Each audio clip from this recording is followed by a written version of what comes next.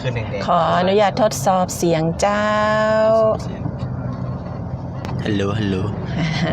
ช่วงต้นไล่วันนี้ตอนรับเข้าสู่เพจของสวทลำปางกรมประชาสัมพันธ์วันหยุดวันเสาร์เจ้าวันนี้3 พฤษภาคม 2568 เนอะเสียงที่ได้ยินอยู่นี่เจ้ามาจากทีมงานสวทลำปางของเฮาสถานีวิทยุกระจายเสียงแห่งประเทศไทยจังหวัดลำปางเจ้าวันนี้มากัน2 หนุ่มดีเจต่อกับดีเจบรรหารตอนรับคุณบรรหารปิกเข้าสู่นครลำปางตัวเจ้าสวัสดีครับกลับมาลำปางแล้วเนอะเจ้าคุณบรรหารไปตั้งใดมาวันนี้ไปที่กรมประชาสัมพันธ์มาครับเจ้าเป็นงานครบรอบเนาะวันสถาปนาเนาะวันสถาปนา92 ปีของกรมประชาสัมพันธ์มีทางด้านรัฐมนตรีประจำสำนักนายกรัฐมนตรีเจ้ามีทั้งคณะผู้บริหารต่างๆของกระทรวงนะครับก็ได้มาแสดงความยินดีเนาะมาเป็นเกียรติในงานซึ่งก็บรรยากาศเป็นไปด้วยความอบอุ่นครับเพราะว่าพี่น้องข้าราชการในกรมประชาสัมพันธ์ไปกันนักครับจากทุกสารทิศทุกเขตทั้ง 7-8 เขตเขาเนี่ยไปรวมกันหมดแล้วก็ในงานก็จะมีการมอบรางวัลที่เกี่ยวข้องกับข้าราชการดีเด่นพ้องคนที่ทำงานได้แบบทำงานดีเด่นเนาะแล้วก็เป็นแบบอย่างที่ดีรวมไปถึงเรื่องของหน่วยงานที่เป็นภาคเอกชนอื่นๆที่มีส่วนช่วยกรมประชาสัมพันธ์สนับสนุนทั้งอุปกรณ์พ้องหรือว่าสนับสนุนในด้านอื่นๆนะครับซึ่งก็เปิ้ลก็ได้มีรางวัลมีอย่างฮื้อนะครับก็เป็นเกียรติบัตรเนาะมันไม่ใช่ว่าเป็นเงินเป็นมีค่าอย่างบางๆนะครับมันจะเป็นเรื่องของเหมือนกับเป็นการตอบแทนนะครับที่ได้ร่วมกันในการทำเกี่ยวกับกรมประชาสัมพันธ์ในการประชาสัมพันธ์ในสื่อของรัฐนะครับข่าวสารต่างๆนะครับเพื่อพี่น้องประชาชนได้รับผู้รับทราบกันนั่นเองนะครับก็เท่าว่าผู้ทำคุณประโยชน์ใช่คุณเนาะทำคุณประโยชน์อย่างสวทลำปางเฮาปีนี้ก็ยินดีกับท่านพระครูปริยัตยากรนะเจ้าไปเขาแซวผมมากับพระกะกะกับแต้ผมไปกับพระแต้ท่านพระครูนี่คือเปิ่นเตดอยู่ตีสวทลำปางเฮาตี 5 กวันนะเจ้าธรรมะยามเจ้าแล้วก็รวมถึงวันศีลนี่ก็จะเตดตอน 20:30 นเตดเป็นภาษากำเมืองเนี่ยนะเจ้าญาติโยมปนาดนะถ้าสำรวจกันเหมือนก็สำรวจโพเนาะว่ารายการยอดฮิตของสวทลำปางนี่อันดับ1นี่เป็นรายการอย่างต้องธรรมะเลยนะเจ้าเปิ่นแซวกันว่าลำปางเมืองพุทธเนี่ยคุณบรรหารไปกับคนพุทธมาเป็น20 กว่าปีแล้วนะเจ้าโอ้ผมก็ว่าทีแรกนึกว่าบ่เมินมานี่ก็สำหรับรายการนี้นะครับแต่กลายเป็นว่าพระครูเป็นจัดรายการกับสวทลำปางเขามาเป็น20 กว่าปีแล้วเกือบ30 ปีแล้วนะ28 ปีประมาณนี้ครับแหมน้อย1จะ30ละนี่คือความจริงแล้วอาจจะถึง30ก็ได้อันนี้แต่ว่าตีเปิ่นบอกข้อมูลมันเนี่ยเต่าตีว่าป้อจะจำได้ไม่ได้ว่าจะประมาณนี้เพราะตั้งแต่ตีสวทลำปางเขานี่อยู่อันกับอย่างก็ศูนย์ประชาสัมพันธ์อยู่อย่างก็ตั้งแต่ตีสนามกอบอย่างปุ่นละอีนะส่วนคีร้างอย่างปุ่นเนี่ยนะผลว่าจะอีโอ้ตะเมินละนะถ้าเป็นคนเขาเนี่ยประมาณกึ่งคนได้ละอีนะเนี่ยประมาณนี้เลยนะเจ้าแล้วก็กำลังหาปีกมาแต่ว่าบันแรงเนาะคุณบรรหารเนาะวันนี้อันอย่างก็ลักพาตัวมาต่อเลยนะเจ้า เมื่อนี้พี่น้องจะได้ยิน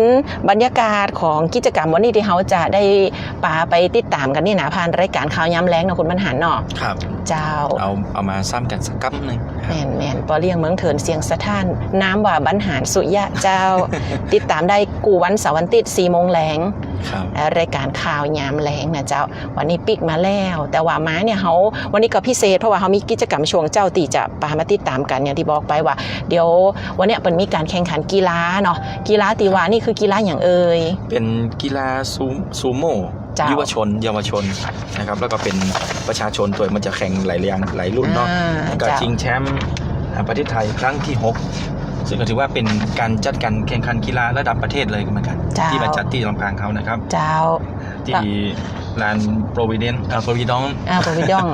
องที่โรงเรียนอัสสัมชัญลำปางเขาจะไปถ่ายทอดให้ดูว่าอะไรการแข่งขันซูโม่เนี่ยบางทีเขาเห็นแบบว่าในภาพจริงๆเขาเคยดูในจากออนไลน์เนาะอาจารย์ว่าคนตัวใหญ่ๆเลยแข่งขันกันแต่เป็นบอกว่าวันนั้นถามอาจารย์ว่าบ่จำเป็นเลยบ่จำเป็นต้องตัวใหญ่เลยเป็นว่าถ้าร่างกายแข็งแรงแต่ละรุ่นเนี่ยก็บ่จำเป็นต้องน้ำหนักเยอะอะไรอย่างเงี้ยนะครับคือมันเป็นการเป็นเพราะว่าแสดงความแข็งแรงของร่างกายเขาถ้าร่างกายเขามีความแข็งแรง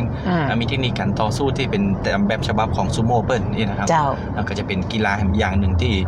เดี๋ยวเขาจะได้ดูกันนะครับเพราะวันนั้นที่เขาไปดูกันวันที่เขาแถลงข่าวนะเขาก็ได้หันว่านักกีฬาเนี่ย เปิดมาเก็บตัวที่จังหวัดลำปางเอาตัวเอง นะครับแม่นเจ้าก็ตอนนั้นที่เปิดแถลงข่าวกันน่าจะสักประมาณเดือน2 เดือนที่แล้ว ใช่ เนาะ 2 เดือนที่แล้วแล้วครับ แล้วที่นี่การแข่งขันเนี่ยก็คือจะมี2 วันวันนี้กับวันผูก 3-4 พฤษภาคมแล้วสวทลำปางเขาเนี่ยก็ถือว่าได้ช่วยกันสนับสนุนการประชาสัมพันธ์ในการแข่งขันกีฬาเตือนี่นะเจ้าวันก่อนเนี่ยดีเจพีแอลก็ได้เจิญตั้งท่านอาจารย์แล้วก็น้องๆนักกีฬามาสัมภาษณ์ในรายการตัวเพื่อที่จะเชิญชวนพี่น้องชาวลำปางไปติดตามรับชมการแข่งขันกีฬาซูโม่ด้วยกันนะเพราะว่าถือว่าบางพวกนี้อาจจะยังบอกฮู้จักกีฬาชนิดนี้เนาะไอ้ปัญหาเนาะเพราะว่าอันถือว่าเป็นอาจจะเป็นกีฬาตีชนิดใหม่ก็หรือว่าที่นิยมในประเทศเขาอาจจะไม่ได้เป็นตีนิยมเตื่ออย่างเงี้ยแต่ที่นี่ถ้าเขาไปพอบรรยากาศของการแถลงข่าววันนั้นหรือว่าแม้กระทั่งการแข่งขันวันเนี้ยเดี๋ยวเขาจะได้หันว่าโอ้จิตแต่แล้วน้องๆละออนบัดเดียวเนี่ยเปิดให้ความสนใจกับกีฬาซูโม่นักนะใช่ครับเนี่ยมันจะธรรมดาเลยนะเจ้าบางคนตัวเล็กๆผอมๆเนี่ยมันจะเป็นตัวใหญ่ๆเลยฮะแล้วก็มันเนี้ยกันมาเล่นกันเพราะว่ามันอย่างน้อยมันก็ทำให้เด็กและเยาวชนเนี่ยหันมาเล่นกีฬาอะไรอย่างไม่ว่าจะเป็นกีฬาแบบไหนก็ตามเนื่องจากจะเป็นฟุตบอลเป็นอย่างอื่นแต่ว่าซูโม่ก็เป็นกีฬาหนึ่งที่ละออนก็ได้รับความสนใจเหมือนกันโดยเฉพาะนักกีฬาที่เป็นของคนลำปางเขาเห็นที่เป็นตัวแทนเนี่ยนะเหมือนกันเจ้าแล้วก็มีตึงปอดใจตึงไม่ยิงเขาได้ยินจื่อกีฬาซูโม่เนี่ยนึกว่าเป็นเล่นกันกับนักกีฬาปอดใจก็บดใจเด้อละออนไม่ยิงก็มีนะแล้วก็กติกาของเปิดอย่างที่ไอ้หานบอกว่ายูออกวงเนี่ยน่าประมาณนั่นน่ะนึกภาพว่ายูกันออกวงอ่ะเนาะเปิดจะมีเส้นกันอย่างของเปิดนะนั่นคือกติกาของเปิดแล้วก็จะมีกำซับเนาะเวลาตีนักกีฬาเปิดจะพูดว่าอันนี้คือกรรมการสั่งว่ายังจะได้เนี่ยนะเป็นการต่อสู้แบบญี่ปุ่นนะครับที่เขาไปหันพอในการ์ตูนแต่ก่อนเนี่ยเนาะเนี่ยนึกถึงว่ากีฬาที่เขาหันในการ์ตูนแต่กันแล้วก็เปิดจะใส่มันใส่เตียวเนาะเราเปิดจะแต่มันห้องว่าอย่างเขาจะเป็นเตียวชื่อไม่อยู่นะเป็นแต่เป็นถ้านึกถึงว่ากำเมืองเขาคือเหมือนเป็นใส่เตียวสีขาวอ่ะปะจ้ายไหนนักกีฬาปะจ้ายไหนใส่ผ้าขาวแม่อย่างเขาที่เขาเอาใส่แบบอันน่ะเป็นเหมือนกันเก่งในนะครับเหมือนแพมเพิร์ดละออนน่ะถ้าบางพองนึกออกนะเป็นแต่งตัวจะได้ผลจีใส่เสื้อนะอย่างเงี้ยอันนี้คือจินตนาการตัวมาได้เพื่อว่าภัยตีฟังเขาเฉพาะทางวิทยุอยู่แล้วก็ทันตีติดตามไล่สดวันนี้อาจจะยังบ่ได้หันภาพกำเตือเดี๋ยวกรรมที่หลังพิธีเปิดก็จะมีสาธิตพออยู่สาธิตพอที่เขาจะได้ดูกันว่าเพิ่นจะเอาคนไหนมาแสดงเขาหันพ่องเพราะว่าวันนั้นมันจะมีถึงคนที่ตัวใหญ่ๆเลยแบบน้องๆแบบน้ำหนักน่าจะเป็น100 ปลายเลยแม่นเจ้าวันนี้ก็เหมือนว่าพี่น้องเขาได้สำรวจเส้นทางไปด้วยกันเพราะเขาออกลูกสถานีมานี่เนาะ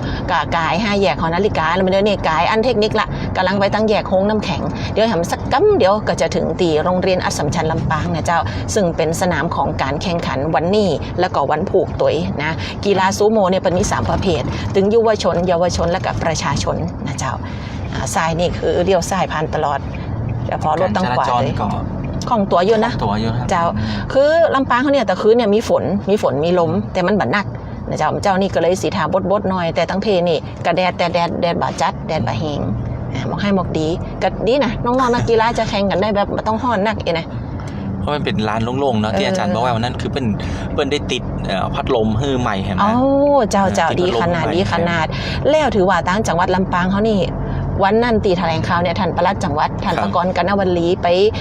ห่วมเป็นประธานในการแถลงข่าวตัวติดตามการแถลงข่าวตัวนะเจ้าแล้วก็มีท่านผู้การมีตั้งอบจหลายหน่วยงานไปช่วยกันนะเจ้าวันนี้ก็จะมีตั้งท่านรองผู้ว่าราชการจังหวัดลำปางคือท่านกฤษณพินิจจะไปเป็นประธานเปิดงานนี่ไปถึงก่อนผู้นำเดี๋ยวนี้นะก็จะเป็นท่านรองมาถึงก่อนแหละส่วนทางอบจลำปางท่านนายกตวงราชโลสุนทรวันนี้มอบหมายมายังท่านที่ปรึกษานะเจ้าท่านที่ปรึกษาอบจลำปางท่านสมพรนาคพิทักษ์ท่านที่ปรึกษาก็น่าฮักแต่เนอหันทีมงานสวทลำปางเขาไปที่ไหนบ่ได้นี่เพิ่นตึงเข้ามาหาเลยนะเจ้ายิ้มย่อๆมาละท่านที่ปรึกษาสมพรนะแล้วก็จะมีทางด้านของหัวหน้าฝ่ายกิจการนักเรียนโรงเรียนอัสสัมชัญลำปางจะเป็นผู้กล่าวรายงานเจ้าเข้ามาในบริเวณโรงเรียนละหันรถตู้จอดอยู่นักหลายอาคารอยู่ตั้งขวามือของเขานะเดี๋ยวตอนนี้ทีมงานเขาเกี่ยมขวาอุปกรณ์พร้อมที่จะลงรถจะบรรยากาศสดนี่ก็ไม่ก็ตอกเป็นงามนะพี่นะวันนั้นที่เขามาแถลงข่าวกันจ้ะเนาะไล่กันมาในรถไล่มันจนถึงเนี่ยอยู่ดีเข้าไปจนถึงห้องประชุมเจ้า บรรยากาศสดๆเสียงเป็นจะได้ภาพเป็นจะได้พี่น้องช่วยกันแจ้งเข้ามาได้นะเจ้า เข้ามาได้เนอะ ช่วยกันกดไลค์กดแชร์ด้วยจิ้มนะเพจสวทลำปางกรมประชาสัม กำลัง พัน จะ ธ์ เริ่มนะคนนั่งกันเต็มแดกแล้วเนอะ เจ้านักกีฬากะท่าอยู่หันละเดี๋ยวเขาจะเอาไหมลงไปตัวเนาะขออนุญาตลงรถกันก้ามหนึ่งเจ้าบรรยากาศสดวันนี้ไผ่ที่กำลังเข้ามาช่วยกันกดไลค์กดแชร์ตัวจิ้มนะเจ้าผ่านเพจของสวทลำปางกรมประชาสัมพันธ์นี่คือบรรยากาศสดจากบริเวณโรงเรียนอัสสัมชัญลำปางสวัสดีน้องเฟรมเจ้าดีเจน้องเฟรมบอกว่าตอนนี้กำลังสาธิตการแข่งขันอยู่เจ้าเดี๋ยวทีมงานเขากำลังเดินไปเด้อไอสระดินโต้ยไอสระดินเข้ามารับชมแล้วยินดีต้อนรับเลยเจ้าเนอน้องยุ้ยกำลังอันกำขาตั้งกล้องอยู่นะ แล้วก็อันเดียวสักกำหนึ่งดีเจไอต่อเจ้าจะมากำต่อเพราะเด็กกี้คือขับรถเจ้าช่วงนี้อันใจคุณอาทิตย์ขับรถ กติกาเนาะอธิบายรายละเอียดต่างๆคือต่างนักกีฬาได้รับฟังอยู่นะเจ้ามาถึงแล้วนี่คือบรรยากาศสดเนอพี่น้องเนอแข่งขันกีฬาซูโม่ยุวชนเยาวชนและประชาชนชิงแชมป์ประเทศไทยเจ้าคุณบรรหารของเฮาว่ากันต่อแล้วเจ้าเอาใครว่าจะหันหน้าดีเจบรรหารอยู่ไหนเพื่อนกำลังสาธิตอยู่นะวันนี้เป็นไม่ยิงเนอะ แหละ ซูโม่ไม่ยิงดูดิ โอเคได้เลย ซูโม่ผู้หญิงแล้วก็มีซูโม่นักกีฬาซูโม่อยู่นี่ประมาณสัก30-40เจ้าคุณบรรหารบิดไม้มาเห็นเพิกหนึ่ง นี่ เอารายงานตัวสักหน่อยว่าวันนี้เขามาติดตามบรรยากาศอะไรอย่าง ครับเป็นบรรยากาศของการแข่งขันกีฬาซูโม่เยาวชนแล้วก็ประชาชนชิงแชมป์ประเทศไทยครั้งที่ 6 ครับประจำปี 2568 แข่ง 2 วันนะครับวันที่ 2 ถึงวันที่ 3 พฤษภาคมนะครับที่ลานโปรวิดองโรงเรียนอัสสัมชัญลำปางวันนี้นะครับเป็นลานกิจกรรมตรงเนี้ยนะครับโล่งๆเลยแล้วก็บรรยากาศก็เป็นไปด้วยผมว่าคนอยู่หนาแน่นเหมือนกันนะครับแน่นแล้วก็มีกำลังใจนี่กองเชียร์เข้ามานะเจ้าโอ้นี่เป็นมาจากหลายตีหลายตังเลยนะน่าจะจากโรงเรียนกีฬาแต่ละพื้นที่นะครับทั่วประเทศมาที่นี่นะครับเจ้าไปพอสาวๆต้องพูดสักหน่อยบ่ไปพอสาวๆดีเจหนุ่มต่อไปหาสาวดีกว่าแม่ถามน้องๆเปิดสักหน่อยว่าเป็นลูกตั้งใจกันมาให้ก่อนคุณบรรหารสอบถามสักหน่อยน้องๆเป็นลูกตั้งใจกันมาแม่นเจ้าสาวๆมาจากไหนกันลูกอาสามโอ้วันนี้มาเชียร์กีฬาสาวอาสามนี่สวยทุกคนหรือเปล่าเนี่ยลูกอยู่อาสามค่ะสวยทุกคนเลยนะคะน่ารักทุกคนน่ารักทุกคนค่ะดีเจบรรหารของเรานะคะเขาจะสัมภาษณ์น้องๆไปกับไอเนาะเขินอยู่ยังมาเข้าตีจ้ะยังเข้าตีด้วยแต่ตั้งแต่นี่น่าจะเป็นนักกีฬาเหมือนกับลูกนักกีฬาไหมคะลูกหรือว่ามารอชมลูกอะไรครับมาจากที่ไหนครับไม่ใช่นักกีฬาครับมารอชมเหรอลูกเหรอค่ะแล้วหนูอยู่โรงเรียนอะไรลูกอาสามเหมือนกันอาสามเหรอลูกเหรอชอบกีฬาชนิดไหมชอบนะเคยดูที่ไหนไหมลูกไม่เคยดูอยากจะเห็นครั้งนี้ครั้งแรกเนาะโอเคเด็กๆไม่เคยดูครับแต่ก็มาอีกกันเยอะเลยโอเคอาหารเจ้าเป็นจะได้อู้ก็สาวๆกันไปแล้วบรรยากาศคือน้องๆตอนนี้นะครับกำลังเริ่มต้นนะครับยังไม่ได้เต็มที่นะครับตอนนี้คือเด็กๆกำลังทยอยกันมาเพื่อมาดูกิจกรรมซึ่งงานก็จะเปิดแถมประมาณสักเข็มสักกั๊มนึงก่อนนะครับที่ยังไม่ได้เปิดเตือตอนนี้ก็มีการสาธิตเรื่องของการแข่งขันกีฬาเพื่อเอาเข้าใจว่ากติกาเป็นยังไงเวลาเป็นโยกกันเพื่อเหมือนที่ว่าจะอยู่ดีกับตั้งท่าใส่กันโยกไม่ใช่มันก็จะมีวิธีการอยู่นะครับว่าอันไหนที่ถูกต้องพ้องดีเจดมต่อไปเลยครับเจ้าเอาคุณอาทิตย์มาเปลี่ยนกำจะเริ่มจะนักแล้วจะกล้องนะอุปกรณ์ไทยทอมจะนักหน่อยเนาะเดี๋ยวตั้งหน้าเปิ่นจะมีสาธิตละเขาจะได้หันผักกันแบบระยะไกลสักหน่อยอุปกรณ์นี่อันคุณอาทิตย์เปิ่นใจประจำตอนนี้มีการซักซ้อมของวิธีพิธีการอยู่นะครับได้ก่อนตั้งปุ่นก็ได้ที่เขาสามารถเข้าได้บ่ได้ไปอันนี้เปิ่นเขาจะได้ไปกีดขวางการทำงานของเจ้าหน้าที่เปิ่นนะครับแต่เขาต้องอยู่ใกล้กล้องเลยนะเพราะเดี๋ยวระยะมันจะไกลกันล่ำเดี๋ยวเขาจะอู้กันมาถึงนะครับตอนนี้เป็นพิธีการที่จะมีการซักซ้อมกันอยู่นะครับว่านักกีฬาแต่ละคนเป็นจะทำจะได้กันพ้องนะครับ มันจะมีทั้งกลุ่มของยุวชน เยาวชนแล้วก็ประชาชน ซึ่งวันนั้นเราหันมีน้อยเดียวนะ แม่น แต่วันนี้ เจ้า นักกว่าเดิมเหมือนก่อน วันนี้หนักกว่าเพราะมาจากหลากหลายที่ แม่น เนี่ยมี อาหาร ทุ่งสงวิทยาเนี่ยเห็นไหมครับ นี่นนทบุรีมหาวิทยาลัย มหาวิทยาลัยราชภัฏอย่างเงี้ยเนี่ย สวนสุนันทานะเจ้าโอ้บางของกาตัวหนังสือปิ้น ปิ้นจริน ลูกสุโขทัยก็มีนี่ อัจากอย่างว่าศรีสะเกษ เจ้า มีจากสุโขทัยมีจากน เจ้า นทบุรี แม่นแม่น ครับจากหลาย เจ้า ที่เลยเป็นประเภททีมก็มีนะครับจากจังหวัด โอเค ยะลา เอไป ก็ ทงห มีนะครับ เจ้า โอ้มีเยอะเยอะครับ น้องๆนักกีฬาโน่นเขาหันหลายจังหวัดเลย ครับ ลำปางเขาก็มี สตรีทุ่งสงอันนี้ นคร จาก ปฐม นะครับ เชียงใหม่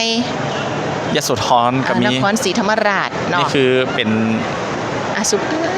จาก ไปทั้งปุ้นต่อ ทั่วประเทศที่มาตอนนี้ เจ้า คือของซูโม่ทั้งหมดนะครับ นี่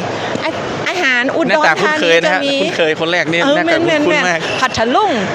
มาจาก พัทลุง พัทลุงนะครับ เจ้าพี่น้องเมืองน่านลบบุรี อุดรธานี หลายคน ละปูนอุบลราชธานีนะตอนนี้เดี๋ยวตอนที่เขาอัน ครับ หันปลายเปิดกลับมาแค่นี้เนาะเพราะนักกีฬาตัวน้อยๆเขาเนี่ยเพิ่งตั้งขวาเนี่ยหันกันอ้าว ซูโม่ตัวเล็กๆเนี่ย เจ้า แล้วคู่ต่อสู้เป็นอยู่ไหนเนะ ก็ว่านี่ก็จะแข่งกันกับอันคนตัวมองได้นี่ห้ามเดี๋ยวนี้ละออนมังพอนี่คือเขาพอจากรุ่นความสูงของเพิ่นแล้วเนี่ยน่าจะสักปหนึ่งก็มีปหนึ่งปสองปสามอย่างเงี้ยเนาะ ประมาณเนี้ยครับ ประมาณ ดู นั้น เนี่ยดู ถึง เราอ่อ ระดับ นมาได้ มัธย แบ ม บนี้เลย ประเดี๋ยวนี้นะ มีประถมมัธยม พี่น้องเจ้าบัดเดี๋ยวนี้คือบรรยากาศของการเตรียมพร้อมที่จะเข้าสู่การแข่งขันกีฬาซูโม่ยุวชน เยาวชน และประชาชนชิงแชมป์ประเทศไทยตีลานกิจกรรมของโรงเรียนอัสสัมชัญลำปางซึ่งจังหวัดลำปางเขาเป็นเจ้าภาพในปีนี้นะเจ้า ใช่นี่ทีมลำปางเขาอยู่ตรงนี้ อ่านี่ นี่เขาหน้าคุ้นๆก่อนที่วันนั้นที่เขามา วันนั้นที่เขามาแถลงข่าวเนาะ ใช่ครับ เขาพอแล้วหน่วยงานตีคือการสนับสนุนในปีนี้นะเจ้านอกจากว่าจังหวัดลำปางเขาแล้วก็จะมีองค์การบริหารส่วนจังหวัดลำปางตำรวจภูธรจังหวัดลำปางเทศบาลนครลำปางเทศบาลเมืองเขียงลังนครต่างหน่วยงานกีฬาโอ้อาจารย์มันอยู่นี่พอดีเลยค่ะ วันนี้ถ่ายทอดสดด้วยนะอาจารย์กำลังวันนั้นเปิดไปสัมภาษณ์กับ ครับ DJPL แล้ววันนี้ก็มาดูแลในการแข่งขันนะเจ้า เป็นแม่งานเนาะ เจ้าเขาพอตั้งกรรมการสักหน้อยบ่คือพอบรรยากาศกรรมการเกียมพร้อม ครับ ด้านนี้นี่ด้านนี้นะเจ้าอันกรรมการของเขาอยู่ตอนนี้แล้ว เป็น กรรมการผู้ตัดสิน จากในการตัดสินครั้งนี้นะ แม่น ครับ เจ้าซึ่งวันนี้นี่กรรมการที่เขาเฉพาะนี่มีทั้งกรรมการสุภาพบุรุษและสุภาพสตรี ใช่ นี่นะเจ้าไปใกล้ๆหน่อยบอกคนนั้นนี่เขาหันกรรมการหน้าชัดๆเลยเจ้ากรรมการผู้ตัดสินของเขาวันนี้ซึ่งถือว่าเดี๋ยวเขาเนี่ยจะได้ฟังกันว่ากติกาของเพิ่นจะได้เนาะ การให้คะแนนจะเป็นได้เพราะ การให้คะแนนอย่างเงี้ย ผู้ จะ ที่ นัก ใส่ ใจ ถุง ก็ มือนี่คือเป็นกรรมการที่อยู่ในภาคสนามนะ แหละ ภาคสนาม แล้วเปิ้นมีโบนี่นะ ใช่ แล้วก็ที่นั่งอยู่นี่ก็คือจะคือคะแนนกันแต่แล้วเรื่องของดูกฎระเบียบปิดกติกงติกายังก็ เจ้า ประมาณ ไหลไปเรื่อยๆเจ้าคุณอาทิตย์ ครับ นี่แล้วก็เดี๋ยวพี่น้องที่เขาติดตามฟังรายการข่าวยามแลงถึงแม้ว่าท่านจะไม่ได้รับชมบรรยากาศ ครับ เป็นภาพของการแข่งขัน แต่ว่าฟังกรรมการคุณบรรหารบรรยายเตอะเหมือนว่าได้มาอยู่ในสนามด้วยกันเลยนะเจ้า เอาแล้วเดินน้องๆเป็นญาติกันแล้วเหนื่อยเนาะ เขาไปพอการเตรียมความพร้อมนะเจ้าก่อนตีว่าจะเข้าสู่การแข่งขันเนาะ ครับ โอ้วันนี้น้อง เมื่อ ๆ ก่อน มา เขา กัน จะได้ หลาย หันซู จังห โม่ วัด แบบในแบบการ์ตูนที่เป็นตัวใหญ่ แม่น อันนี้กับ เจ้า เขาจะได้หันแล้วเนอะน้องๆก็จะมีแบบแต่ละหุ่นแต่ละรุ่นก็บ่เหมือนกันนะ ถูกต้องอันนี้ก็จะเป็นทีมงานต่างประชาสัมพันธ์ของการแข่งขันในครั้งนี้นะเจ้ามันก็มีไล่สดเหมือนกันนะ แต่ว่าหมู่เปิ้นออกอันนี้ช่องตังได้แต่วันนี้เขาออกของเขากัน ไปกันไล่เหมือนกันนั่นแหละ ไล่เหมือนกันนะเจ้าอั เขา น จะ นี้ เดินสำรวจไปเรื่อย เจ้าแล้วก็จะมีนี่เนาะผ้ามาวาชิ อันนี้คือเป็นผ้าที่มันเอามัดเอว มัด เนาะ เอว เวลาที่ใจ ไว้ดึ ใน ง การแข่งขันนั่นเองนะเจ้าละนะพี่น้องเจ้าเข้ามารับชมในช่วงเวลานี้นะวันเสาร์เฮาบยุทธบยั่งเจ้าป้าพี่น้องมาติดตามบรรยากาศแข่งขันกีฬาซูโม่ยุวชนเยาวชน และประชาชนชิงแชมป์ประเทศไทยครั้งที่6ปี 2568 นะเจ้าตะกี้เริ่มหันทีมงานอบจลำปางมาละดีเจปิติงอยู่ปูน ๆอ๋อค เดี๋ย รั ว บ สกรรมจะมาทำข่าวเพื่อกับท่านสมพรอภิทักษ์ทันติปรึกษานายกอบจลำปางเฮานะเจ้า เสียงบรรยากาศได้เนี่ยแล้วก็ถือว่าคือพัดลมเปิดตัว ใหญ่ ใช่เป็นติดพัดลมเพิ่ม2ตัวนะ ๆระบายอากาศได้ดีขนาด น่าจะเป็นตัวนี้ที่ติดเพิ่ม อืม ติดเพิ่มแถม2ตัวเพราะ เจ้า วันนั้นแม่มันก็มีแล้วนะแต่เป็นว่ามันจะพอ แม่นเจ้า ติดตัวไป2-3 แสน ถูกต้อง ใช่น้อยๆนะครับ ตอนนี้ตั้งหน้าเวทีเป็นเริ่มตีจะแนะนำกรรมการละเดี๋ยวเขาไปพอสักหน่อยไอ้บรรหารเจ้าแล้วเดี๋ยวเขาจะได้พอมุมสำหรับการตีจะตั้งวางไหมเพื่อตีจะคือพี่น้องที่ฮับฟังผ่านไลฟ์สดใดฮับฟังบรรยากาศไปด้วยกันนะเจ้าอ้าวเดี๋ยวสักกรรมหนึ่งเปิ่นจะมีการกล่าวรายงานเดี๋ยวขออนุญาตคือไอ้บรรหารเดี๋ยวสักกรรมหนึ่งเขาจะเอาไว้อยู่ใกล้ๆลำโพงเจ้า นักกีฬาวงนะครับเป็นการที่การสมาคมกีฬาแห่งจังหวัดลำปางครับ เปิดกำลังแนะนำกรรมการชุดนี้อยู่เนาะ จะได้รู้จักว่ามีไข่เป็นได้กันพ่องนะครั เจ้า ครับ โอเค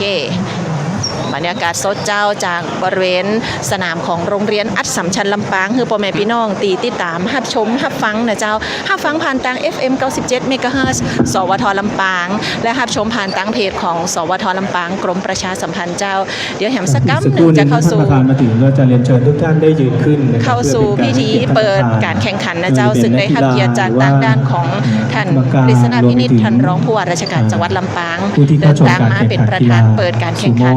แล้วก็จะได้คือเกียรติรับชมนะเจ้าในการแข่งขันของน้องๆตัววันนี้นอกจากท่านหัวหน้าฝ่ายกิจการนักเรียนโรงเรียนอัสสัมชัญลำปางคุณสุรพงษ์เหล่าจันตาเจ้าจะเป็นผู้กล่าวรายงานวัตถุประสงค์ของการจัดการแข่งขัน ก็จะมีผู้ที่จะทำหน้าที่ในการกล่าวต้อนรับและคือโอวาทนักกีฬานะเจ้าโดยท่านสมพรนาพิทักษ์ ทางสมาคมกีฬา ที่ปรึกษานายกองค์การบริหารส่วนจังหวัดลำปางเดินทางมาร่วมกิจกรรมในวันนี้โดย ในปี 2568 นะครับ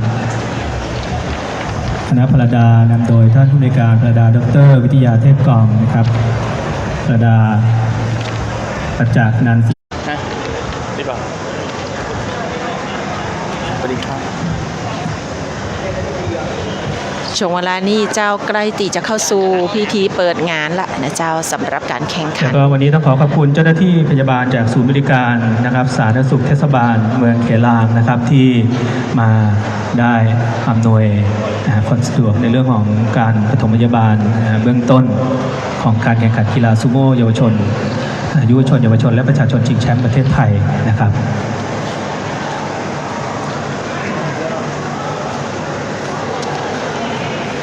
การแข่งขันกีฬาซูโม่ยุวชนเยาวชนและประชาชนชิงแชมป์ประเทศไทยเจ้าจัดครั้งนี้เป็นครั้งที่6แล้วคือพ่อแม่พี่น้องได้รับชมนะเจ้าไล่สดผ่านทางเพจสวทลำปางกรมประชาสัมพันธ์ซึ่งทางสมาคมกีฬาซูโม่แห่งประเทศไทยเจ้าเปิดมีการจัดการแข่งขันกีฬาชนิดนี้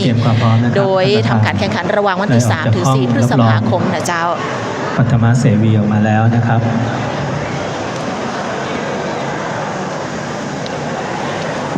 ครั้งนี้เป็นการสนับสนุนและส่งเสริมให้กับกีฬาซูโม่เป็นตีหู้จักนักยิงขึ้น เพ เจ้า ลงพร้อมนะครับ แล้วก็เป็นการสร้างประสบการณ์ในการแข่งขันให้กับนักกีฬาไปสู่การพัฒนานักกีฬาของเขาเพื่อมีศักยภาพ แล้วก็ขึ้นไปสู่ทีมนักกีฬาทีมชาติเนาะที่สำคัญยังเป็นการพัฒนาด้านของการท่องเที่ยวแล้วก็กระตุ้นเศรษฐกิจของปื้นตีจังหวัดลำปางเฮาโดยเจ้าอย่างตีได้หันบรรยากาศว่าวันนี้มีบรรดานักกีฬาผู้ปกครอง ผู้ฝึกสอนนะเจ้าตีเป็นเดินทางมาจากหลายจังหวัดด้วยกันเพื่อตีจะติดตามบรรยากาศการแข่งขันมาเชียร์ลูกเชียร์หลานเจ้าช่วงปิดเทอมพอดี บางโรงเรียนเนี่ยใกล้ตีจะเปิดเทอมในช่วงประมาณวันที่13หรือว่า16พฤษภาคมนี้แล้วนะเจ้าเพราะฉะนั้นก็จะเป็นกิจกรรมในช่วงใต้ๆของช่ว วั ง นนี้ ปิดเทอม ท่านประธานในพิธีท่านรองผู้ว่าราชการจังหวัดลำปางท่านกฤษณพินิจได้เดินทางมายังสนามการแข่งขันกีฬาซูโม่ยุวชนเยาวชนและประชาชนชิงแชมป์ประเทศไทยครั้งที่ 6 ประจำปีการศึกษา 2568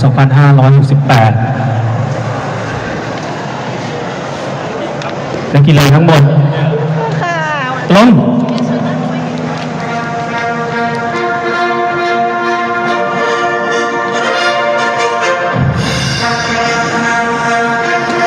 ครับต้อนรับท่านประธานในพิธีท่านกฤษณพินิจท่านรองผู้ว่าราชการจังหวัดวงดินท่านคุณวงในการนักกีฬาแห่งประเทศไทยกบฏจังหวัดลำปางท่านสมพรนาคพิทักษ์ที่ปรึกษานายกการบริหารส่วนจังหวัดลำปางท่านจักรพงษ์ชาวรุ่งเฮทีนายกสมาคมกีฬาซูโม่แห่งประเทศไทยประธานนัทพงศ์วรรณคม ท่านผู้ช่วยผู้อำนวยการโรงเรียนอัศชัญญาคุณปิโยวงดาวนายกสมาคมผู้ปกครองและครูคุณสมศักดิ์การเกตคณะกรรมการบริหารสมาคมกีฬาจังหวัดลำปางท่านปริญญาพัฒนเพลผู้อำนวยการโรงเรียนเทศบาล4ดร.ศิวพงษ์เหล่าจันตังท่านฝ่ายกิจการโรงเรียนพวกสมเด็จไตรทองค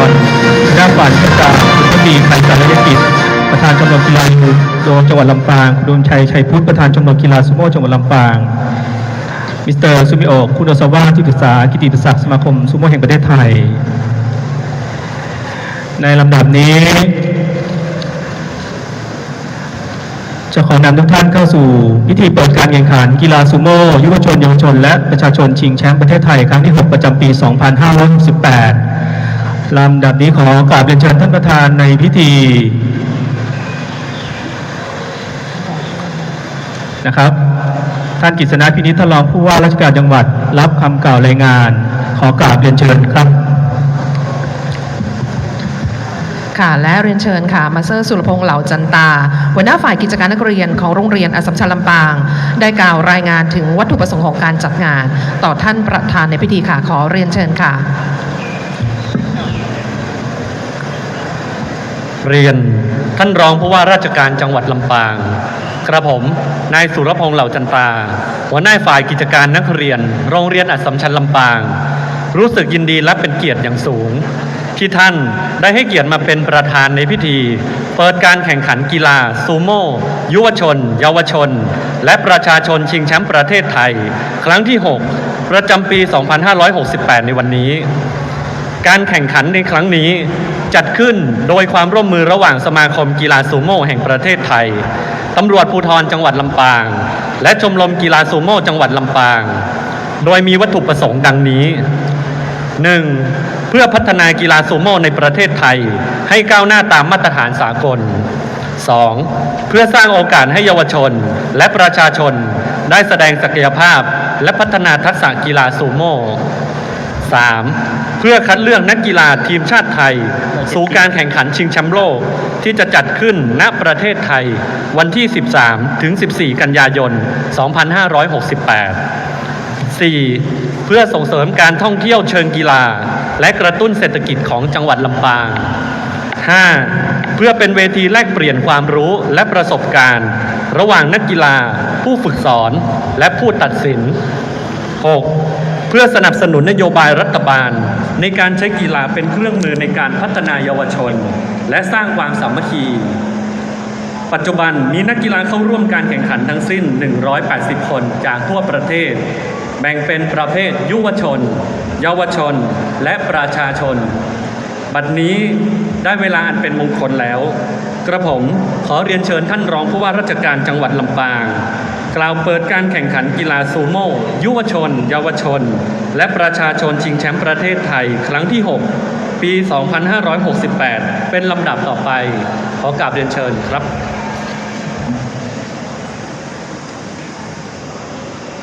ลำดับต่อไปเจ้าต่างท่านกฤษณพินิจท่านรองผู้ว่าราชการจังหวัดลำปางนะเจ้าจะได้ให้เกียรติเป็นประธานเปิดการแข่งขันกีฬาซูโม่ยุวชนเยาวชนและประชาชนชิงแชมป์ประเทศไทยครั้งที่ 6 ปี 2568 เจ้าท่านนายกสมาคมกีฬาซูโม่แห่งประเทศไทยท่านที่ปรึกษานายกองค์การบริหารส่วนจังหวัดลำปางท่านนายกสมาคมผู้ปกครองและครูโรงเรียนอัสสัมชัญลำปางท่านคณะกรรมการจัดการแข่งขันท่านผู้มีเกียรตินักกีฬาและที่สำคัญอย่างยิ่งครับท่านผู้ปกครองทุกท่านครับในนามของจังหวัดลำปางครับเรารู้สึกเป็นเกียรติและมีความยินดีเป็นอย่างยิ่งที่สมาคมซูโม่แห่งประเทศไทยท่านได้กรุณาเลือกให้จังหวัดลำปางเป็นสถานที่จัดการแข่งขันกีฬาซูโม่ยุวชนเยาวชนและประชาชนชิงแชมป์ประเทศไทยครั้งที่ 6 ในครั้งนี้ถือว่าเป็นอีกมิติหนึ่งครับในการที่เป็นการนำเอากีฬาซูโม่นะครับมาเผยแพร่ให้กับน้องๆเยาวชนของจังหวัดลำปางเราได้มีโอกาสสัมผัสได้มีโอกาสรู้จักและมีโอกาสร่วมการแข่งขันนะครับโอกาสนี้ก็ขอขอบคุณทุกหน่วยงานนะครับที่ได้กรุณาร่วมกันจัดงานในครั้งนี้ซึ่ง จังหวัดลำปางของเราครับเรามีความยินดีนะครับที่จะร่วมพัฒนานะครับด้านการกีฬาไปกับทุกๆภาคส่วนในโอกาสนี้ครับขอต้อนรับท่านด้วยความยินดีนะครับและก็หวังเป็นอย่างยิ่งว่าจังหวัดลำปางของเราจะได้มีโอกาสต้อนรับทุกท่านอีกครั้งนะครับในอนาคตอันใกล้นี้นะครับในโอกาสนี้ครับกับผมขอเปิดการแข่งขันกีฬาซูโม่เยาวชนและประชาชนชิงแชมป์ประเทศไทยครั้งที่ 6 ปี 2568 ณ บัดนี้ครับขอบคุณครับค่ะแล้วตอนนี้นะคะท่านประธานในพิธีก็จะได้ตีคล้องนะคะเพื่อเปิดการแข่งขันกีฬาในวันนี้ค่ะขอเรียนเชิญค่ะครับขณะนี้ท่านประธานจะได้ลั่นของ3ครั้งนะครับเพื่อเปิดการแข่งขันกีฬาซูโม่เยาวชนและประชาชนชิงแชมป์ประเทศไทยครั้งที่ 6 ครับ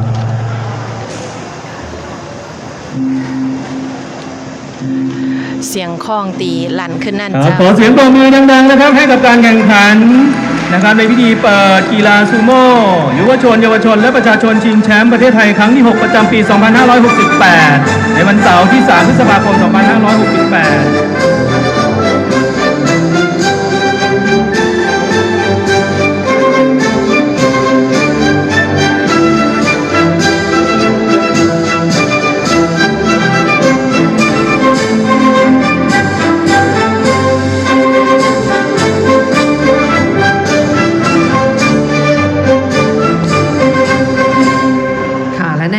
นะคะขอเรียนเชิญค่ะท่านสมพรนาคพิทักษ์ค่ะที่ปรึกษานายกองค์การบริหารส่วนจังหวัดลำปางนะคะได้กล่าวต้อนรับแล้วก็ให้โอวาทกับนักกีฬาในวันนี้ค่ะขอเรียนเชิญค่ะ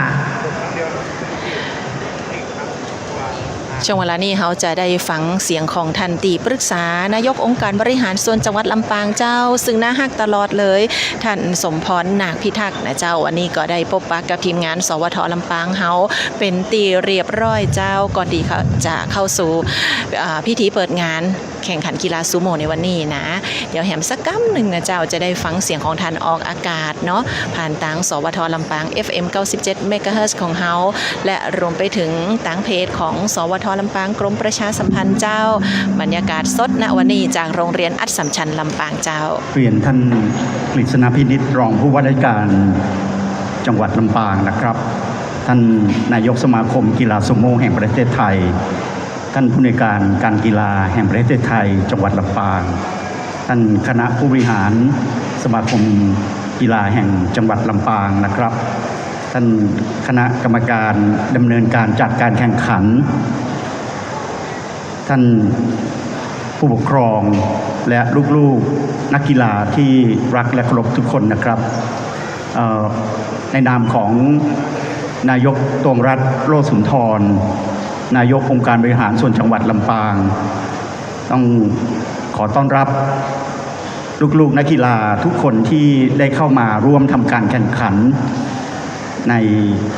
การชิงแชมป์แห่งประเทศไทยกีฬาซูโม่ซึ่งจังหวัดลำปางได้รับเกียรติอย่างยิ่งให้เป็นสถานที่จัดการแข่งขันณโรงเรียนอัสสัมชัญลำปางในวันนี้และพรุ่งนี้นะครับท่านนายกตวงรัตน์โลสุนทรให้ความสำคัญกับเรื่องของกีฬาเป็นอย่างยิ่งเพราะว่าในแต่ละปีองค์การบริหารส่วนจังหวัดลำปางก็จัดสรรงบประมาณที่จะสนับสนุนและส่งเสริมพัฒนากีฬาของจังหวัดลำปางรวมทั้งกีฬาที่เป็นกีฬายุทธศาสตร์ในการทำเหรียญให้กับจังหวัดและประเทศไทยนะครับในปีนี้ก็เช่นเดียวกันนะครับท่านนายกตวงรัตน์โลสุนทรได้รับกีฬาซูโม่เป็นกีฬายุทธศาสตร์ของจังหวัดลำปางด้วยนะครับเพราะฉะนั้นในวันนี้นะครับก็ต้องขอบคุณทางสมาคมกีฬาซูโม่แห่งประเทศไทยที่ได้เลือกลำปางเป็นสถานที่จัดการแข่งขันเพื่อเผยแพร่แล้วก็สร้างนักกีฬาใหม่ๆให้กับจังหวัดลำปางและจังหวัดใกล้เคียงนะครับรวมทั้งน้องๆที่มาจากทั่วประเทศในวันนี้ด้วยก็ขอให้ลูกๆทุกคนที่เป็นนักกีฬานะครับได้ใช้ความสามารถในวันนี้กีฬาซูโม่เป็นกีฬาที่ใช้พลังเพราะฉะนั้น เชื่อว่าพลังใจที่มาจากทุกภาคส่วนจะเป็นกำลังสำคัญในการที่จะทำให้ลูกๆทุกคนนะครับได้ชิงแชมป์แห่งประเทศไทยในวันนี้และพรุ่งนี้ด้วยความสนุกสนานและก็หวังเป็นอย่างยิ่งว่ากีฬาซูโม่จะเป็นกีฬาที่เป็นที่นิยมนะครับในประเทศไทยนะครับแล้วเล่นกันทั่วประเทศในโอกาสต่อไปก็ขอต้อนรับนักกีฬาเจ้าหน้าที่รวมทั้งคณะผู้ฝึกสอนคณะกรรมการตัดสินด้วยความยินดีอย่างยิ่งนะครับขอบพระคุณครับก็ต้องขอบคุณท่านสมพร นาคพิทักษ์นะครับที่ปรึกษานายกองค์การบริหารส่วนจังหวัดลำปางที่ได้กล่าวต้อนรับและให้วาดกับนักกีฬานะครับในลำดับนี้นะครับก็ขอเชิญตัวแทนนักกีฬาได้นำกล่าวคำปฏิญาณตนโดยนางสาวรัตาชาวลุ่งเมธีผลงานของการแข่งขันได้รับเหรียญทองจากการแข่งขันกีฬาซูโม่ศรีสะเกษเกมครั้งที่ 48ได้รับเหรียญทองแดงจากการแข่งขันกาญจนบุรีเกมกีฬาแห่งชาติครั้งที่ 48ได้รับเหรียญทองแดงประเภททีมจากการแข่งขันเอเชียซูโม่แชมเปี้ยนชิพปี 2023 ณ กรุงโตเกียวประเทศญี่ปุ่นได้รับเหรียญทองประเภทบุคคล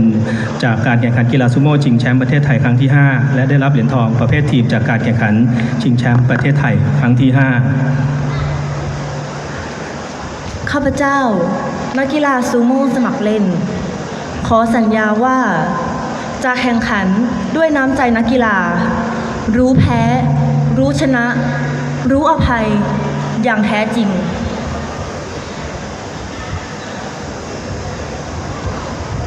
ครับและลำดับต่อไปนะครับก็จะได้บันทึกภาพร่วมกันนะครับขอเชิญช่างภาพนะครับได้บันทึกภาพร่วมกันบนเวทีรวมไปถึงนักกีฬารวมไปถึงคณะกรรมการของสมาคมกีฬาซูโม่ยุวชนเยาวชนและประชาชนชิงแชมป์ประเทศไทยครั้งที่ 6ด้วยนะครับช่วงเวลานี้ก็จะเป็นบรรยากาศของการร่วมกันบันทึกภาพนะเจ้าเพื่อเป็นตีระลึกสำหรับการแข่งขันในครั้งนี้กีฬาซูโม่ยุวชนเยาวชนและประชาชนชิงแชมป์ประเทศไทยเจ้าครั้งที่ 6ต้องขอบคุณสำหรับกูกำลังใจกูข้อความตีส่งเข้ามาเนะเจ้าหน้าเพจของสวทลำปางกรมประชาสัมพันธ์คุณบรรเย็นฮับชมอยู่คุณอัชราพรฮับชมอยู่เนาะแล้วก็แหมหลายๆท่านเจ้ามาช่วยกันชมมาช่วยกันเชียร์กีฬาซูโม่ซึ่งจะทำการแข่งขันระหว่างวันที่ 3 แล้วก็ 4 พฤษภาคมนี้ที่จังหวัดลำปางของเฮาเนอร์ในด้านของสถานที่เจ้าได้รับการเอื้อเฟื้อจากทางโรงเรียนอัสสัมชัญลำปางเนาะแล้วก็มีทางหน่วยงานต่างๆที่ร่วมให้การสนับสนุนนะเจ้าให้การแข่งขันครั้งนี้เนี่ยนักกีฬาครับได้สำเร็จรุ่ล่วงนะเจ้าเข้ามาเป็นนักกีฬาด้านหน้าก็ต้องขอบคุณจัดนักสำหรับกูแหงสนับสนุนให้กับนักกีฬาของเฮาช่วงนี้นอกจากท่านประธานและท่านผู้มีเกียรติร่วมในการแข่งขันนะเจ้าแล้วก็กำลังจะถ่ายภาพเป็นที่ระลึกร่วมกันกับน้องๆนักกีฬาตัววันนี้มาจากหลายจังหวัดเจ้าอย่างที่น้องยุ้ยบอกไปเนาะช่วงของข่าวยามแรงเขาก็ได้ฟังกันด้วยนะว่าโอ้นักกีฬาลูกหลานนะเจ้าตัวน้อยตัวใหญ่เพิ่นมารวมตัวกันตัดนี้เนาะนี่นะตอนนี้เต่าตีปอจะหันอยู่นี่นะเจ้าเป็นบรรยากาศถึงน้องๆตีเดินทางมาไกลจากภาคใต้ก็มีอีสานก็มานะภาคเหนือเขาก็หลายจังหวัดเนอะเจ้าสุรินทร์ก็มีชัยภูมินครศรีธรรมราชนะโอ้ยนักกีฬานี่เปิดมีหลายรุ่นอายุนะเจ้าที่จะทำการแข่งขันนะอย่างรุ่นของยุวชนไม่ยิงเนี่ยเป็นรุ่นอายุบ่เกิน10ปีรุ่นอายุบ่เกิน11ปีนะเจ้าแล้วก็จะมี12ปี13ปีแล้วก็แบ่งตามรุ่นน้ำหนักแหมเนาะตั้งแต่บ่เกิน38กิโลไปจนถึงรุ่นน้ำหนักกว่า81กิโลก็มีนี่เจ้านี่คือกีฬาซูโม่ตีจะทำการแข่งขันในวันนี้พอเสร็จสิ้นการแข่งขันแล้วเปิ้นก็จะมีการมอบรางวัลในช่วงบ่แลงเลยนะเจ้าสามารถที่จะเดินทางมาสมทบได้มารับชมในการแข่งขันวันนี้คุณอาทิตย์ของเขานี่เคยหันกีฬาซูโม่แบบลงสนามแข่งจะอีเลยก่อนไม่เคยเห็นเคยเห็นแต่ในทีวีครับเคยเห็นแต่ในทีวีแล้วก็ตัวน้อยๆเนี่ยลูกชัยภูมิลูกยะลามาก่อนนะครับ หลากหลายเนาะ คิดว่าตัวเล็กๆ อาจจะมีความแข็งแกร่งและมีเทคนิคในการแข่งขันก็ได้นะครับ เพราะว่ากีฬาชนิดนี้เปิ่นมาจะอยู่ตีน้ำหนักอย่างเดียวนะเปิ่นมีเทคนิคของเปิ่นนะเจ้าแต่เป็นจะได้กันเพราะเขาคุณอาทิตย์พยายามจะกวาดผ่าเพื่อหันนักกีฬาฮือทั่วๆเนอะน้องๆเปิ่นเนี่ยเพื่อผู้ปกครองเปิ่นพออยู่ จะได้ว่าโอ้ลูกหลานเขาอยู่ในนี้ด้วยนะเจ้าพ่องอยู่ไกลเนาะบ่ได้ติดตามลูกหลานมาตัวในช่วงปิดเทอมก็สามารถที่จะรับชมผ่านทางเพจของสวทลำปางกรมประชาสัมพันธ์ของเฮานะเจ้าบ่ได้รับชมในบรรยากาศสดตอนนี้เดี๋ยวก็สามารถที่ว่ามารับชมย้อนหลังก็ได้ถ้าหากว่าไล่เฮาจบไปแล้วเนาะแต่ว่าพี่น้องที่รับฟังผ่านทางรายการวิทยุของเฮานะเจ้าช่วงนี้น้องยุ้ยจะขออนุญาตบรรยายให้ได้ฟังก่อนว่าเป็นบรรยากาศของช่วงที่เปิดมีการมาถ่ายภาพเป็นที่ระลึกร่วมกันกับตั้งนักกีฬาและกับผู้สนับสนุนหน่วยงานต่างๆที่ร่วมกันสร้างสรรค์การแข่งขันครั้งนี้เจ้ามีน้องๆจากโรงเรียนบ้านไทยวิทยาคมจังหวัดอุบลราชธานีน้องๆจากโรงเรียนขององค์การบริหารส่วนจังหวัดน่านนะเจ้าแล้วก็โรงเรียนจากจังหวัดชัยภูมินี่เจยิมยะลานะเจ้าโรงเรียนห้วยทับวิทยาคมลูกศรีสะเกษมาพี่น้องเฮ้ยเหมือนกับตั้งตัวแทนของนักกีฬาตะกี้ตีเปิ้นได้เป็นผู้นำนะเจ้าผู้นำในการที่จะกล่าวคำปฏิญาณตนของนักกีฬาซึ่งเปิ้นได้แชมป์ลูกตั้งศรีสะเกษมาโอ้ลูกหลายเวทีมาด้วยกันนะเจ้ายินดีขนาดเลยที่วันนี้ทีมงานสวทลำปางเขาได้เป็นส่วนหนึ่งในการสนับสนุนการประชาสัมพันธ์ด้านของการแข่งขันกีฬาเจ้าส่งเสริมสุขภาพที่ดีให้กับลูกหลานบ้านเฮาได้หันมาออกกำลังกายกันนะเจ้าโอ้วันนี้เนาะเดี๋ยวสักครั้งหนึ่งถ้าเกิดว่าได้มีโอกาสสัมภาษณ์กับน้องๆตีเปิดมาเข้าการแข่งขันวันนี้นะก็จะได้มาฝากกันกับพ่อแม่พี่น้องต่างบ้านดีเจเฟมเขาเป็นจะได้เจ้าหันกีฬาชนิดนี้แล้วอยากจะลงแข่งกับเปิ้นกับเจ้าตอนนี้รู้สึกว่าคุณพอได้อยู่เจ้าแต่ว่าเรื่องกติกาอย่างเงี้ยมันอาจจะแบบถูกต้องก็เปิดเนี่ยแต่คุณนี่ได้แน่นอนแต่พี่ว่าน้องเฟมต้องไปเพิ่มน้ำหนักสักหน่อยนะโอ้แค่มีคนตัวน้อยๆแต่ว่าเป็นแหงนักหนาไปยุ่ยนะเจ้ามีเทคนิคอยู่เลย